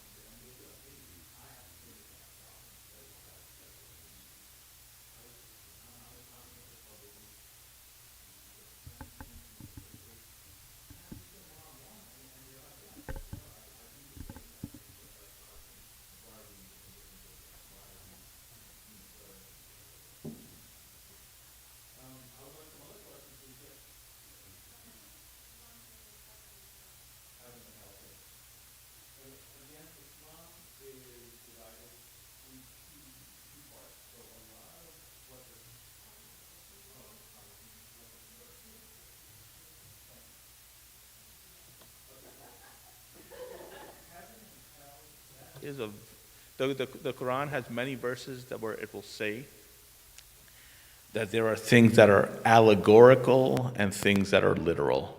And in the Bible, you have the verses like that too, that are alluded to, and ones that are concrete. So a lot of it comes from the time. Poetry was a major element in Arabia at the time. So let's say when Moses comes to guide the Israelites out and to proclaim the glory of God to the Egyptians and speak truth to power, right? That was a superstitious sorcery type of culture. So he brings in his miracles of the serpent, the staff that turned into a serpent, and parting the sea, and all these great things. Now, we could look at heaven and hell in that way, that at the end of the day, heaven is supposed to be here on earth. I'm going to tell you why. The Lord's Prayer says that we are to, make earth as it is on heaven. Islam also teaches that by the divine just state. Now there's a lot of crazies and zealots, ISIS and all these people, who are bringing this quote-unquote just state by any means necessary, cracking eggs to make an omelet with, type of thinking. But you don't do that. So heaven and hell, in Islam, it's simple. They call it that it's fire and suffering. There's a tree there. They name the tree where there's all types of horrible things, boiling water and pus and da-da-da-da-da. Not a place that you'd want to be in, right? Then there's the whole thing of, is it eternal or is it a cleansing process, And then heaven is described in many ways too, that you have, everyone's young. So, and in some of them you have, maidens called huris. They have these long, big, illustrious black eyes and translucent skin. I don't know if they're Norwegians or I don't know. But see, the thing is that a lot of the Quran, it alludes to these things, and then people want to put in the fine details. The main thing about heaven is that what they talk about is there's going to be no vain discourse. So nothing lewd, nothing vain. And the main thing that all the inhabitants of heaven are saying to each other is peace. To somebody who's an adrenaline junkie, they might not be their cup of tea. But I would like some peace. You get older, you want that. So heaven, no vain discourse, peace be to everyone. Then it talks about all the good, climate-controlled things, the fruits of all seasons, and the beautiful springs and all that stuff. So it does sound, in a way, it sounds like it is somebody from this world trying to explain the next world. And some things are how they are on earth, but better. And some are even beyond that, where you don't have these, bodily, things to cater to. But then some will say that there's fresh fruits and this, that, and the other, and your spouses, so you could get into the whole gambit of things, how the Mormons would look at heaven, going to different planets and having tons of children everywhere. You could look at it in many, many ways, but yeah, heaven more or less in Islamic theology is described as a peaceful place where the folks who had a hard time here, the meek shall inherit, here and then there. And then hell is described as a place of misery. The thing is, there's one Quranic ayat. Ayat means verses. Surahs are chapters. 114 chapters. Some people criticize it that they've been rearranged 25 years after the prophet's demise, but they're independent chapters. You could grab any chapter from the Quran and read it. It reads more like Proverbs. It's not a biography and full historical. The Quran expects you to have read the Old Testament, New Testament. Psalms, the Zoroastrian scrolls, and they expect you to have already read all the previous scriptures, and then the Quran just corrects. It's the criterion. So it just says it just fine tunes all the old scriptures. Mhm. Islam is a newer religion? Islam, we would say, has been there since day one. Peace through the submission to the will of God. But when Muhammad brings it to the Arabs, and this is the thing, you look at the New Testament, it does not have much of laws, right? And then Paul even goes to say that it doesn't talk that much about laws because laws are not necessary. It was a training wheel, and now that you've got the blood, you're good. Judaism in the wilderness and Islam in the wilderness had to civilize a people. So you brought in an entire way of living. So just like any discipline in life, they're teaching you how to do it correctly. Now, some people, of course, they take it way too far. So you've got some faiths, and this is my opinion. I'm not talking bad about anyone. It's just my opinion. And it also opens up doors to corruption and legalese and all that stuff, where you could, on the Sabbath, just use the clapper and not actually turn on the switch. And it's like, hey, we're doing this for God at the end of the day, right? I mean, if you're trying to get by on God, it's like, and Islam will do that too. They'll have a couple of days which are more blessed than the other ones.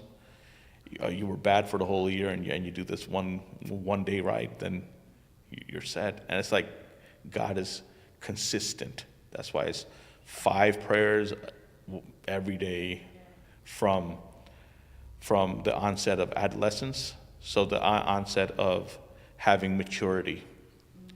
So Islam would not be a religion that would hold anyone to fault if they're not mentally mature or physically capable. It is only for those folks. And then again, we have the concept of not as much intercession as found in Catholicism, but we believe in a final day of judgment. So it's not that someone dies and then they go to the pearly gates, then they're admitted. We also have a concept of purgatory in a way, and then on the day of resurrection, trumpets blown. Sounds a lot like the stuff that y'all have read in the New Testament, right? Trumpets blown, the archangel, and everyone rises up. And in the Islamic narrative, people are scared to death. I mean, you're standing in this field and you're called before, and every one of your limbs and everything will testify for or against you. And there's no injustice in it because you were there, you did it. So, but we don't believe in the original sin. We don't believe that the sins were transmitted from Adam all the way down. We believe that Adam was forgiven. And even in the Old Testament, there's many verses, and I always urge anyone to dive into their texts and not take that snippet that they would give to you on Sunday. Always dive in. You'll see a new thing every day. So in the Old Testament and even in the New Testament, even the writings of Paul, they talk about, even though they'll talk about the original sin or the second Adam, and they'll also talk about forgiveness. Because in the Old Testament, in Ezekiel, God says that just repent, ask me for forgiveness. I don't wish to, wish the death of anyone. So Ezekiel, Jeremiah, Numbers, a lot of those books, they very much say the same thing Islam says. Islam is just looked at weird because it's still, I won't say it's still anything, because even up until World War I, the Ottoman Empire was right there with Europe. You could hardly tell a person of Czech descent wearing a bonnet versus a Turkish or versus anyone else. Everybody, look at any of the old pictures. It was hard to distinguish who's Muslim or anything else. The guys were all rugged, had beards or whatnot, and that was how it was. So that's just a thing that now It probably doesn't, right? Yeah. I'll try to be brief, but so much of it interlocks. But if I can be brief, if anybody could ask me any other question. Yes, sir. Well, I was curious that we started the question about what is a service like? Okay, service. And how do I become a Muslim? Okay. You said we are all considered Muslim anyway, but I mean, how would I convert? And could I convert? Okay. So Islam, there would not be much of a converting process in what to do as what not to do. So alcohol and pork consumption, that's adios. But somebody who is transitioning in, I mean, Rome wasn't built in a day, so Islam wasn't built like that either. There's no miraculous conversion. It's habits and daily choices. So you converting in the most basic sense would be to say, I believe in God alone, and I believe that Muhammad is the messenger of God. You could say it in English, bam, there you go. I mean, if you could say it right now, but in a mosque setting, they'll say, oh, you gotta say it in Arabic. To me, that's already a little bit of a red flag, just a little bit, because yeah, it's nice that you're honored with the original language and all. But will you understand? And that's the thing. The Quran, once again, is calling you to reflect and contemplate. If you're doing it in a different language, how are you going to, reflect and contemplate? So then their daily services. It depends on the mosque, but most mosques will open. There's 5 daily prayers. One begins before dawn, and then you have one at noon, a little bit after noon, then right at sunset, and then one after sunset. The prayers usually take, you could have the guy who prays really quick in 30 seconds, I've seen it, and they rush out the door. You got somebody who's weeping, and they're taking a good 30 minutes, and they're like really, really doing it. That's all up to you. And then the service, they have a Friday service. So their day of Sabbath is on a Friday. Our Jewish cousins, they start theirs Friday evening. Christianity, we're a little between Saturday and Sunday, depending on denominations. So there's differences between what we call a supplication. Oh Lord, you are so blessed, and thank you. You could do that any time of the day, as much as you want, and it's encouraged to do it all the time. The 5 daily prayers are contact prayers. They're almost like regimented. You say this and you get up, then you say this and you bow, you say this, you go into prostration, then you go up, then you back into prostration, then standing up. In the morning you have 2 of those. In the afternoons you got 4, then the late afternoon you got 4, evening you got 3, then later on you have another 4. The Quran does not say any of this. So one will say that it's from the tradition of the Prophet. This is where the Shia-Sunni divide happens. The Sunnis say that anyone alive at the time was a companion, and we can take narrations from them. The Shia say that Ali, who was the cousin of the Prophet, then he marries the Prophet's daughter Fatima. They have children. And so you have Muhammad. We have what we call the 5. The 5 are also alluded to in the Bible, but that's, somebody will look at it and say, no, I don't believe that. But it's called, I think they're called the 5 trees in Deuteronomy, I believe. Correct me if I'm wrong, guys. But so the 5 are in Shia Islam are known as Muhammad, his successor Ali, Muhammad's daughter Fatima, then Muhammad's grandsons Hassan and Hussein. Then from Hussein's line comes the rest of the 9 imams, which are the 12. So 12 is that number that will show up all the time in Scripture. And, Shias will take the book of Revelation about the great dragon, attacking this woman who's protecting her crown of 12 stars. That's the 12 imams right there. So we can, Muslim mindset will look into the New Testament, the Old Testament, the Psalms, the Proverbs, and we're going to find not only in the English, but we could also look into the Hebrew. The word Muhammad is in there, but Muhammad just means the praised one. So even that in a way is a title. So so the prayers themselves, you could do them at home, but for men, it's highly recommended to do it as a community for brotherhood, camaraderie, and all that. So. That's why you see pictures of all the men. Mm-hmm. Now, see, that's the problem that we have, and I'm speaking as Zain Rashid only, as not as a practitioner of such and such, because they'll come after me on this one, right? But at our home, we have our Friday, they call the service Juma. Juma means the day of congregation. My ladies here, at a normal mosque, some mosques are a little more progressive, where they'll all be sitting in one room, not next to each other, women's side, men's side, you know? So they'll do it like that, and the imam, the leader, addresses the crowd. Most mosques, if it's $1 million facility or anywhere else, they'll have a room for them. So imagine we put them into that room, and we probably close off the walls so the men aren't tempted.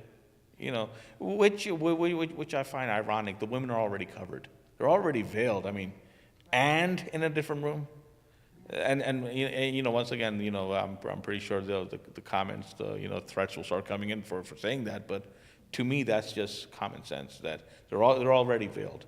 They're veiled because they're supposed to be in society. They wouldn't have to be veiled if you have them locked in a room. Then what's the point of modesty then? So they're supposed to be out there. They're supposed to be out there. The Quran addresses believing men and believing women. They never say, and when they say, "O ye who believe," that's the entire community. But many times in the verses of chastity and modesty, they say, "Oh, you believing men, lower your gaze." So we're not looking eye to eye and winking, or we're lowering our gaze toward, like, more or less the ground. It tells the women, "Oh, you believing women, lower your gaze when pertaining to the opposite sex," unrelated to you, obviously. Then it says, "Oh, believing men, guard your intimate parts." It says, "Oh, ye, believing women, guard your intimate parts."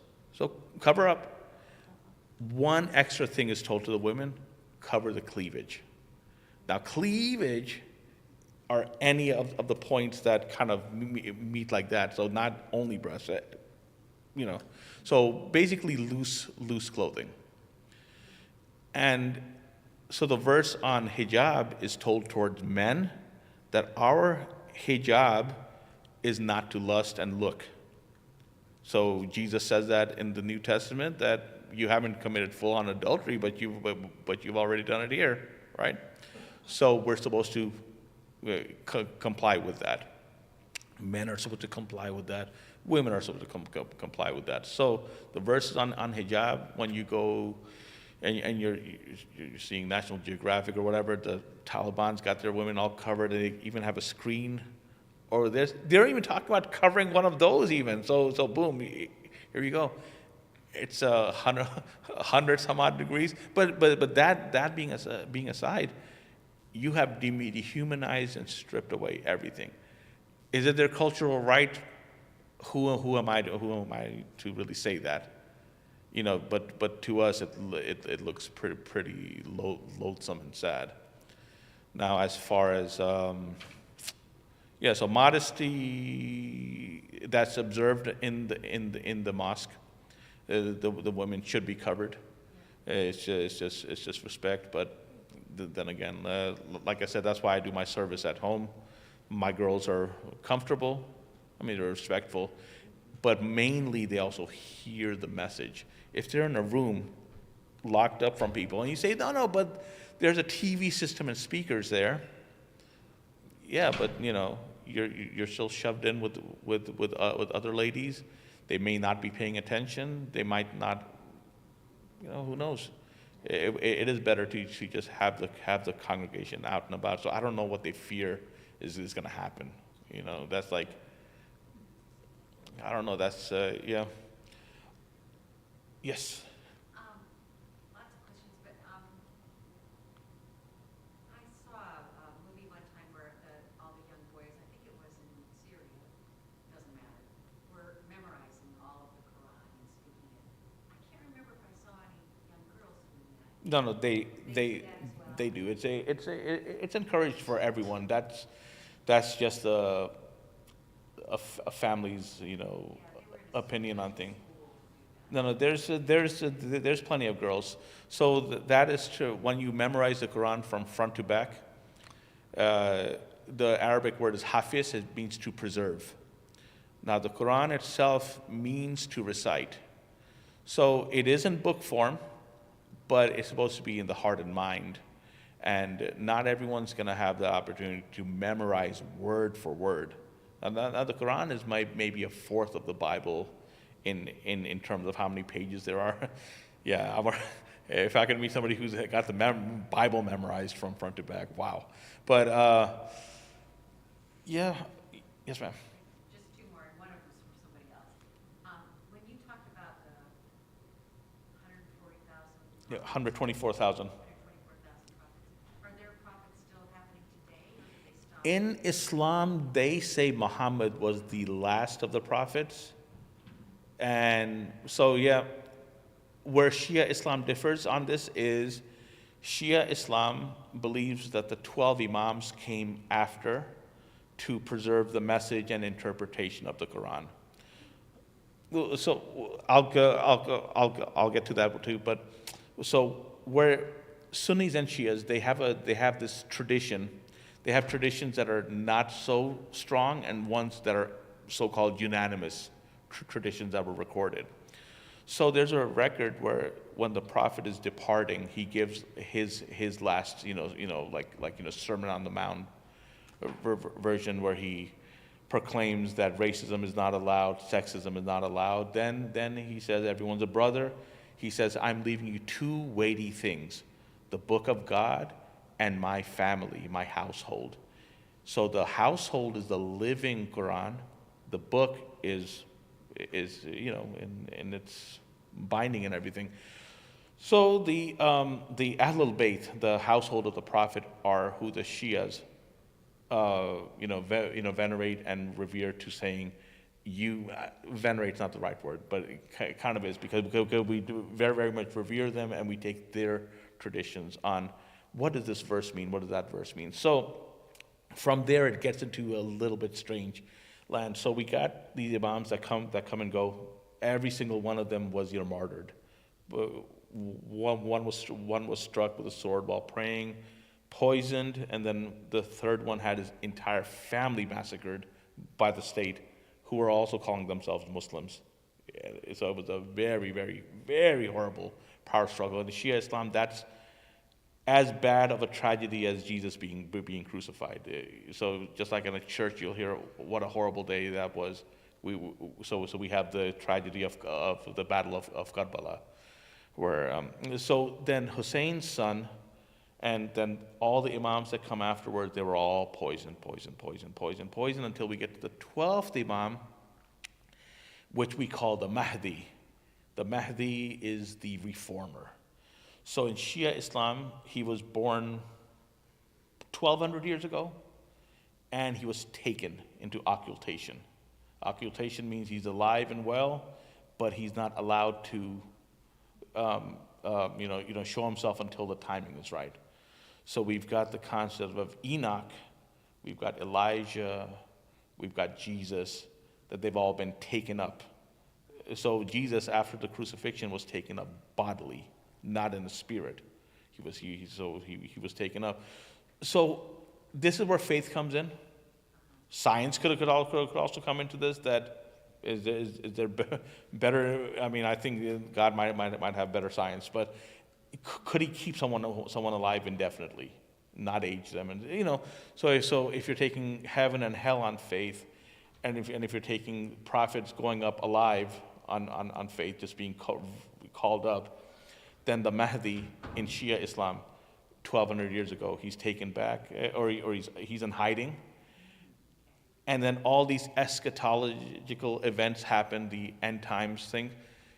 Let's not call it end times, it's the end of the age. And there's always an age that comes and goes. It's cyclical.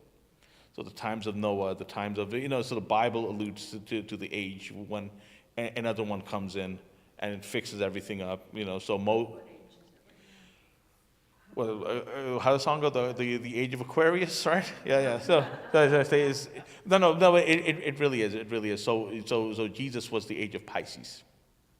The fish symbology. Moses was the age of Taurus, with the golden calf and the bull symbology. Tons of symbology everywhere.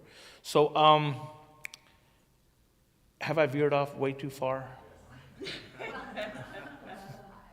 I forgot the other questions I had. Oh, I know. I'm sorry. But the literal representation of the word 12. I know in here we talk a lot about how the number 40 just means a time of completion. It doesn't necessarily, so does the number 12 also just mean a time of spiritual wholeness? It doesn't have to necessarily mean. The number 12, that's interesting, because yeah, you've got a lot of that goes into allegory, right? So the 124,000 prophets, that may be an allegory. Right. But it shows that if there was a breadth of God's message everywhere, there were no unreached people. So Islam and Christianity are the two world religions that propagate. And it's been by the sword, it's been by missionaries and peaceful speech. It's gone through it all. And no one's gonna deny it when you look at objective history. The sixth Imam, so we're talking about 12. So we do believe in the literal 12, successors to Muhammad. So the sixth Imam said that you have to spread the knowledge of God without the use of your tongue. So, yeah, absolutely, and everyone said that really. So, I hate to interrupt, but we've hit the noon mark, and I don't know how long you plan to stay. we could wrap it up. I personally would have you stay until 5 or 6 or 7. I could do that. I Yeah. have other things to do. Okay. I have one last request, is when you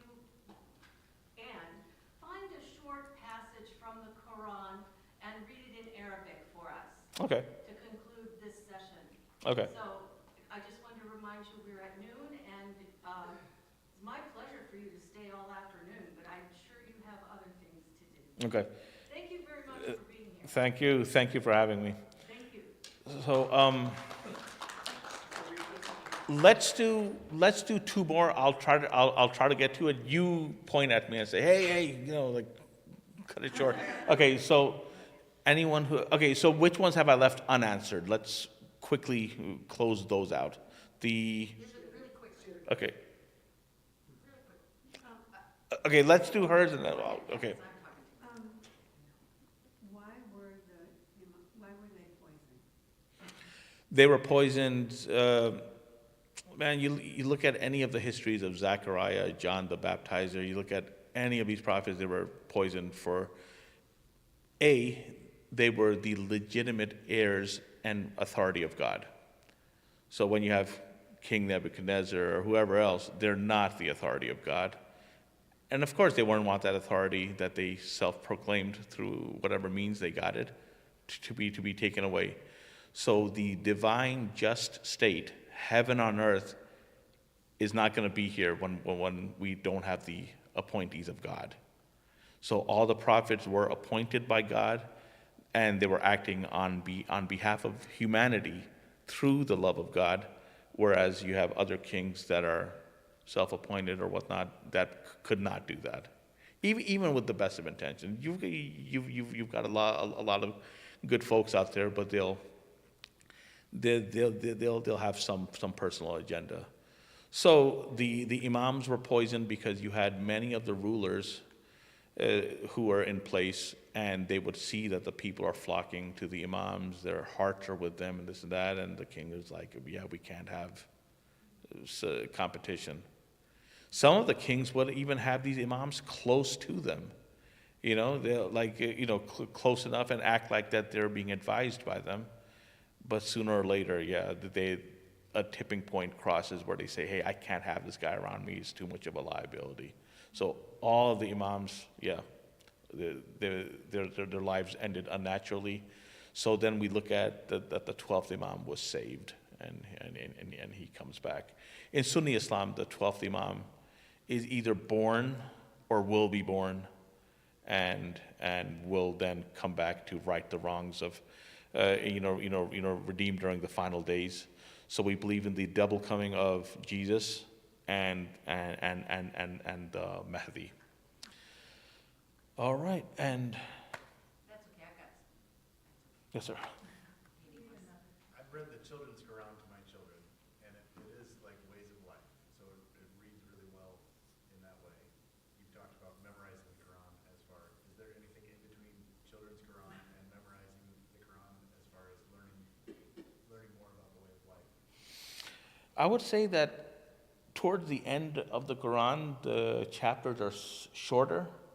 They're bite-sized, and they have just as much punch, So I would say even like the last 4 to 6 chapters, and then the first opening, they more or less contain all of it.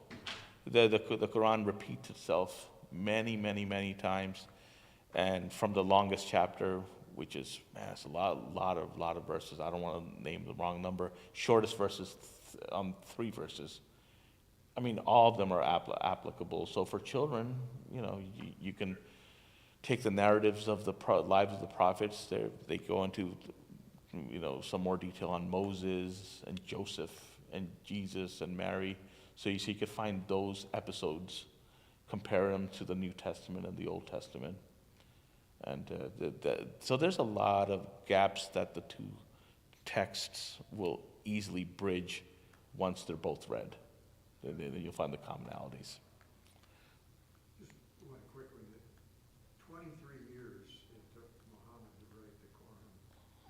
Is there any significance to the years? No. The Quran is interesting because the very first verse that was given to him is the 96th verse in the Quran. It begins with the word read or recite. And,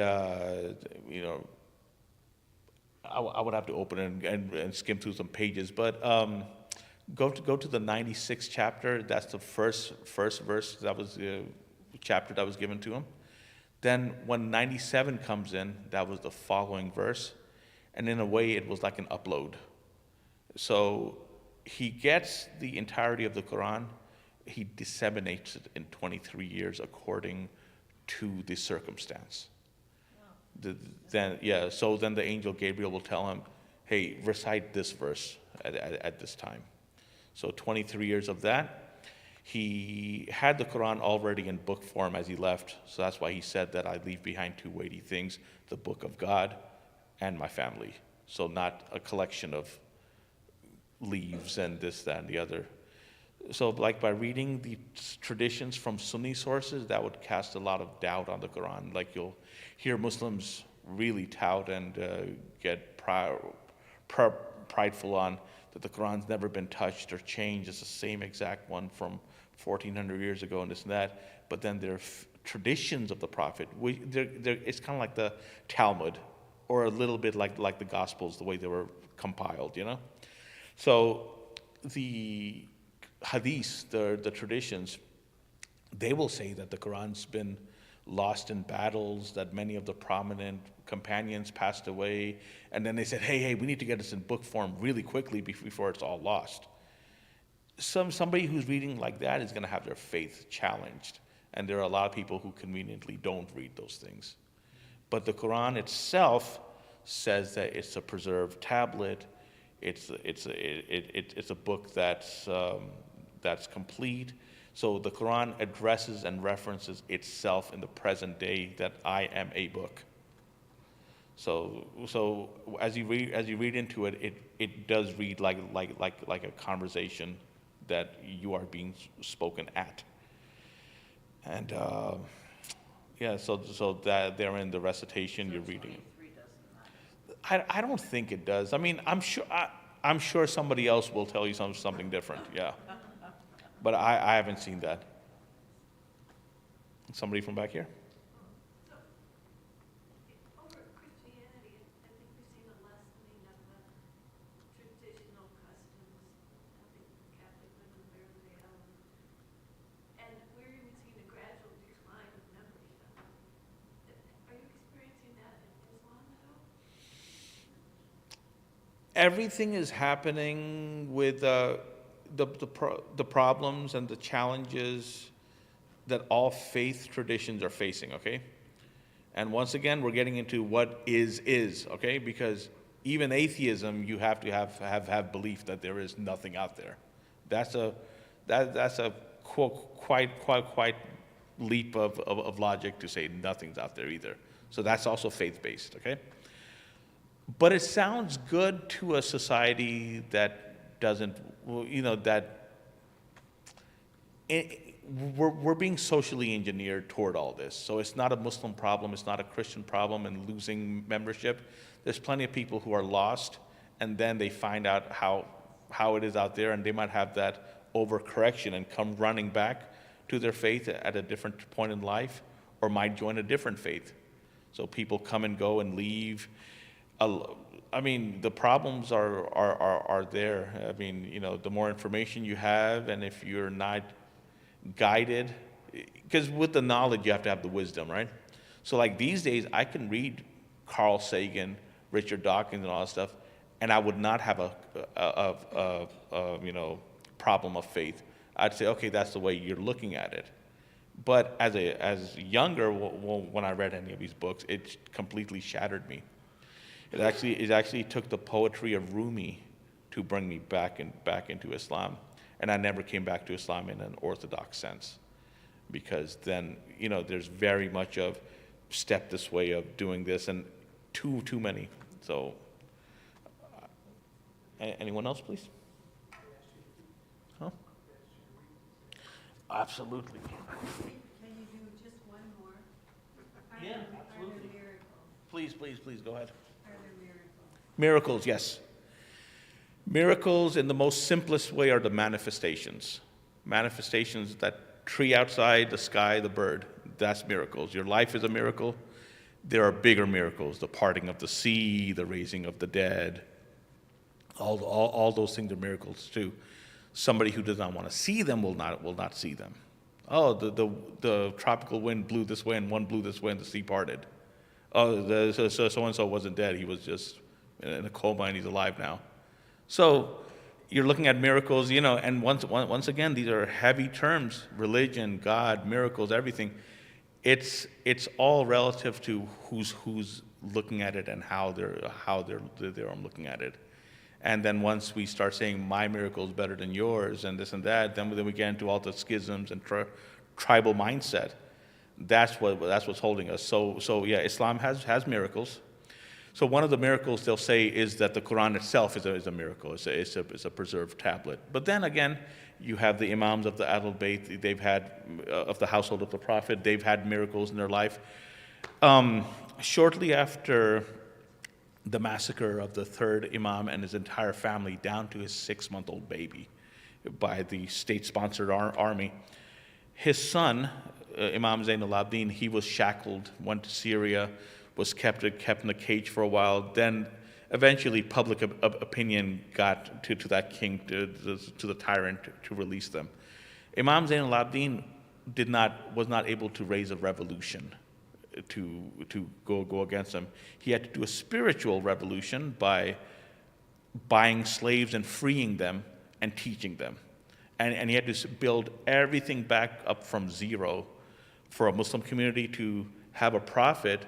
Within 50 years, they're slaughtering his own grandson and his entire family. Something went really, really sideways.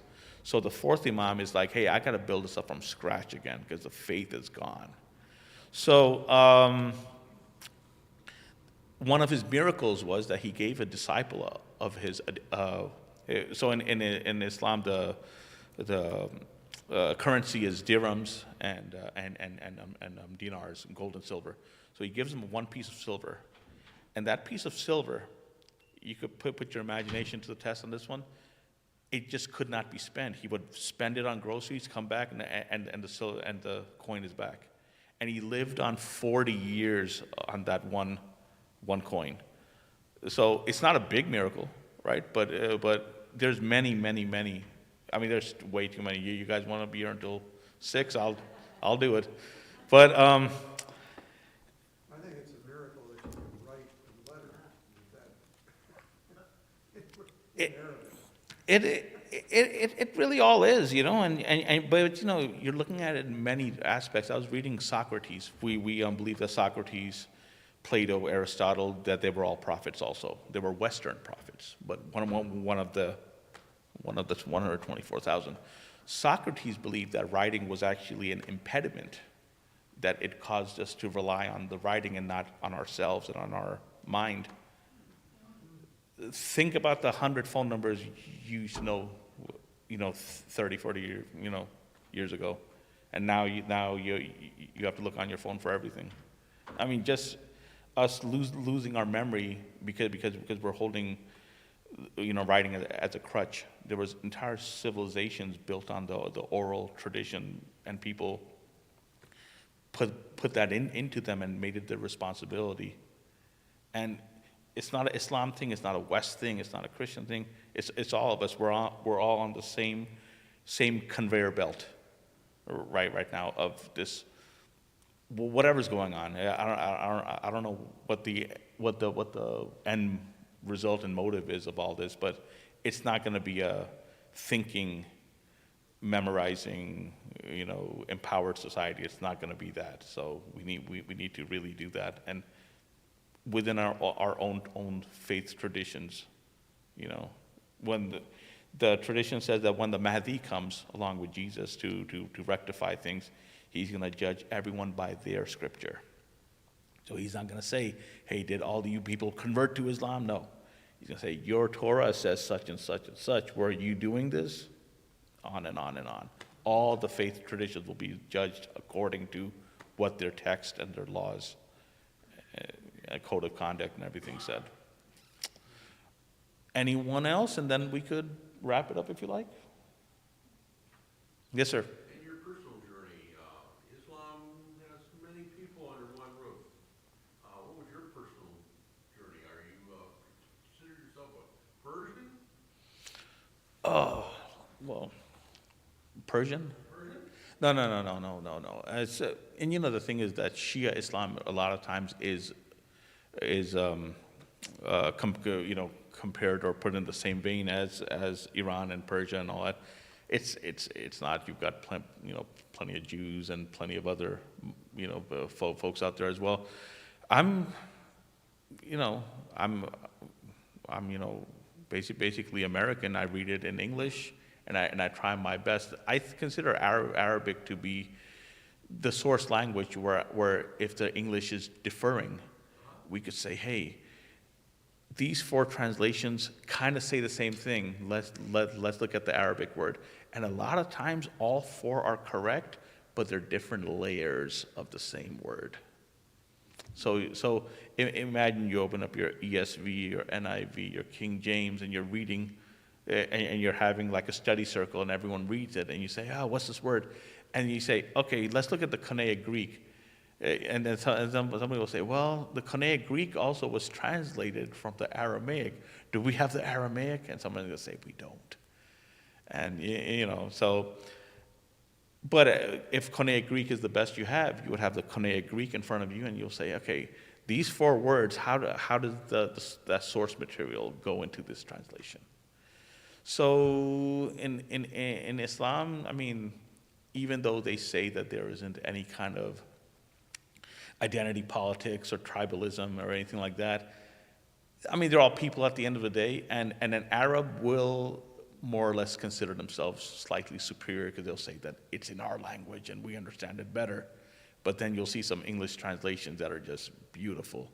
And you'll ask the guy, hey, why don't you give me your personal translation? He'll be just like kind of, grunting and wheezing. And it's like, that's not a good translation. I'll stick with this one, you know. So does that answer anything about the Persian thing? Or? I did some work at the mosque. Okay. Painting business, and I did work on several occasions over there, and I noticed there are different groups. Some people were from Lebanon, Mm-hmm. some people were from Arabian tradition, Mm-hmm. and there was one lady I met that was from Morocco. Mm-hmm. And many people under one roof there, but yet there was somewhat of a kept identity. Mm-hmm. The Moroccan lady, she's from Morocco. Mm-hmm. So yeah, the overall transmission of prayers and everything in Arabic, what I could say is a unifying factor, but it's a unifying factor as in a certain point of reference. You know, so you know that we could go back to the text, but yeah, people definitely yeah. So there is segregation. There is I mean, you know, people will during Ramadan when we open our fast at night. Yeah, you'll have the Pakistani table, the Bangladeshi table, and this, that, and the other. Yeah, you'll have that. So makes sense. Kind of. I mean, I'm not saying it's wrong or right. It's just. It's interesting you went to that you were an American. I mean, Mm-hmm. yeah, I think of myself as I guess an American, although I'm a mutt. I'm German. Mm-hmm. I'm a lot of Scottish. My last name is Oliver. That's right out of Scotland. But I'm also Scandinavian. I'm, you know, kind of a mix Yeah. of different cultures. See, that's the thing with the spread of Islam. It was, for lack of a better term, it was Arab imperialism. It really was, because the way you're propagating it, it was very centralized and managed. You know, otherwise, yeah, we'd have so many different Qurans out there. So they kept it really under lock and key to, even with the cultures that were assimilated, the Turkish, all the way, the Berbers and all of Africa, and you know, to China and everything. The Arabic is the same. The translations are, you know, according to what they understand. Mm-hmm. Yeah. Sorry, one more, but we were studying this book and I knew nothing before. What a beautiful religion this is. So beautiful, compassion seems to be. Unfortunately, in America, Christianity is turning into this political thing. You have to believe this if you don't believe that. So one of those traditional Christians might want to save you, want to convert Mm-hmm. you. Do Muslims want to convert Christians? Well, Muslim seems much more inclusive Is, than Christians. Islam is inclusive until it's the majority. Then it's the same as any culture that's defending their faith and honor, identity, this and that. So yeah, you know, so a missionary that I would speak to, I would have to have as much knowledge of their own book, and that's partly out of respect for him also, because I do want to understand where he's coming from. So it's a personal thing. Somebody could just shut the conversation before it begins. Somebody could delve as much deep into it. There's many cross-cultural and cross-religious friendships. They never convert each other, and they've been having coffee for years, and they see the similarities, they see the differences, you know. So it's all according to the general feeling of things, I suppose. Yeah, so Islam right here, of course, it's 1% of the population, you know. So even though the media would show you that it's being overrun everywhere and Muslims are coming all, it's still an insignificant, you know, number. And no, in the world they're the second largest religion. Yeah, yeah. 1%. Mm-hmm.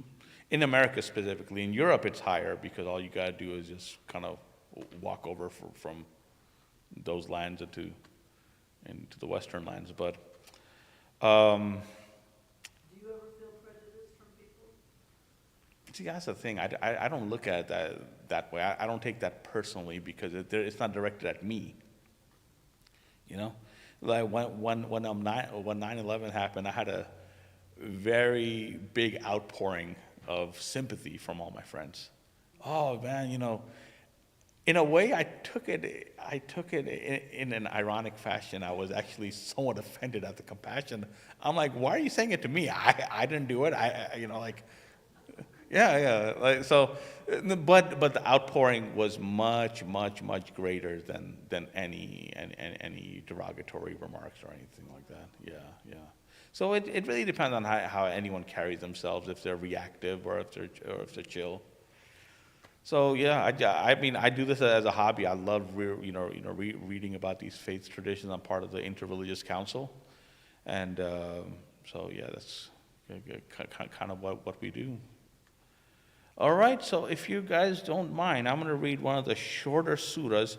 Is there any pressing questions? I'll try to answer it in 30 seconds.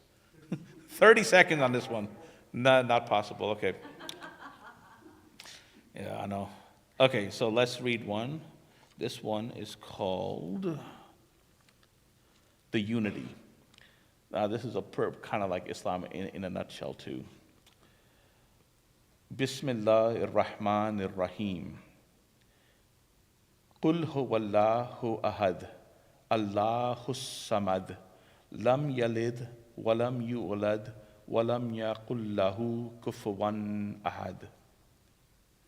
In the name of God, the Beneficent, the Merciful. Say, He, God, is one. God is He on whom all depend. He begets not, nor is He begotten, and none is like Him.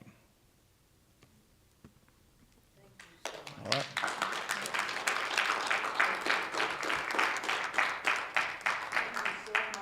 Thank you. Have a great afternoon. Thank you so much. That was great, thank you. Yeah, likewise, man. Thank you for those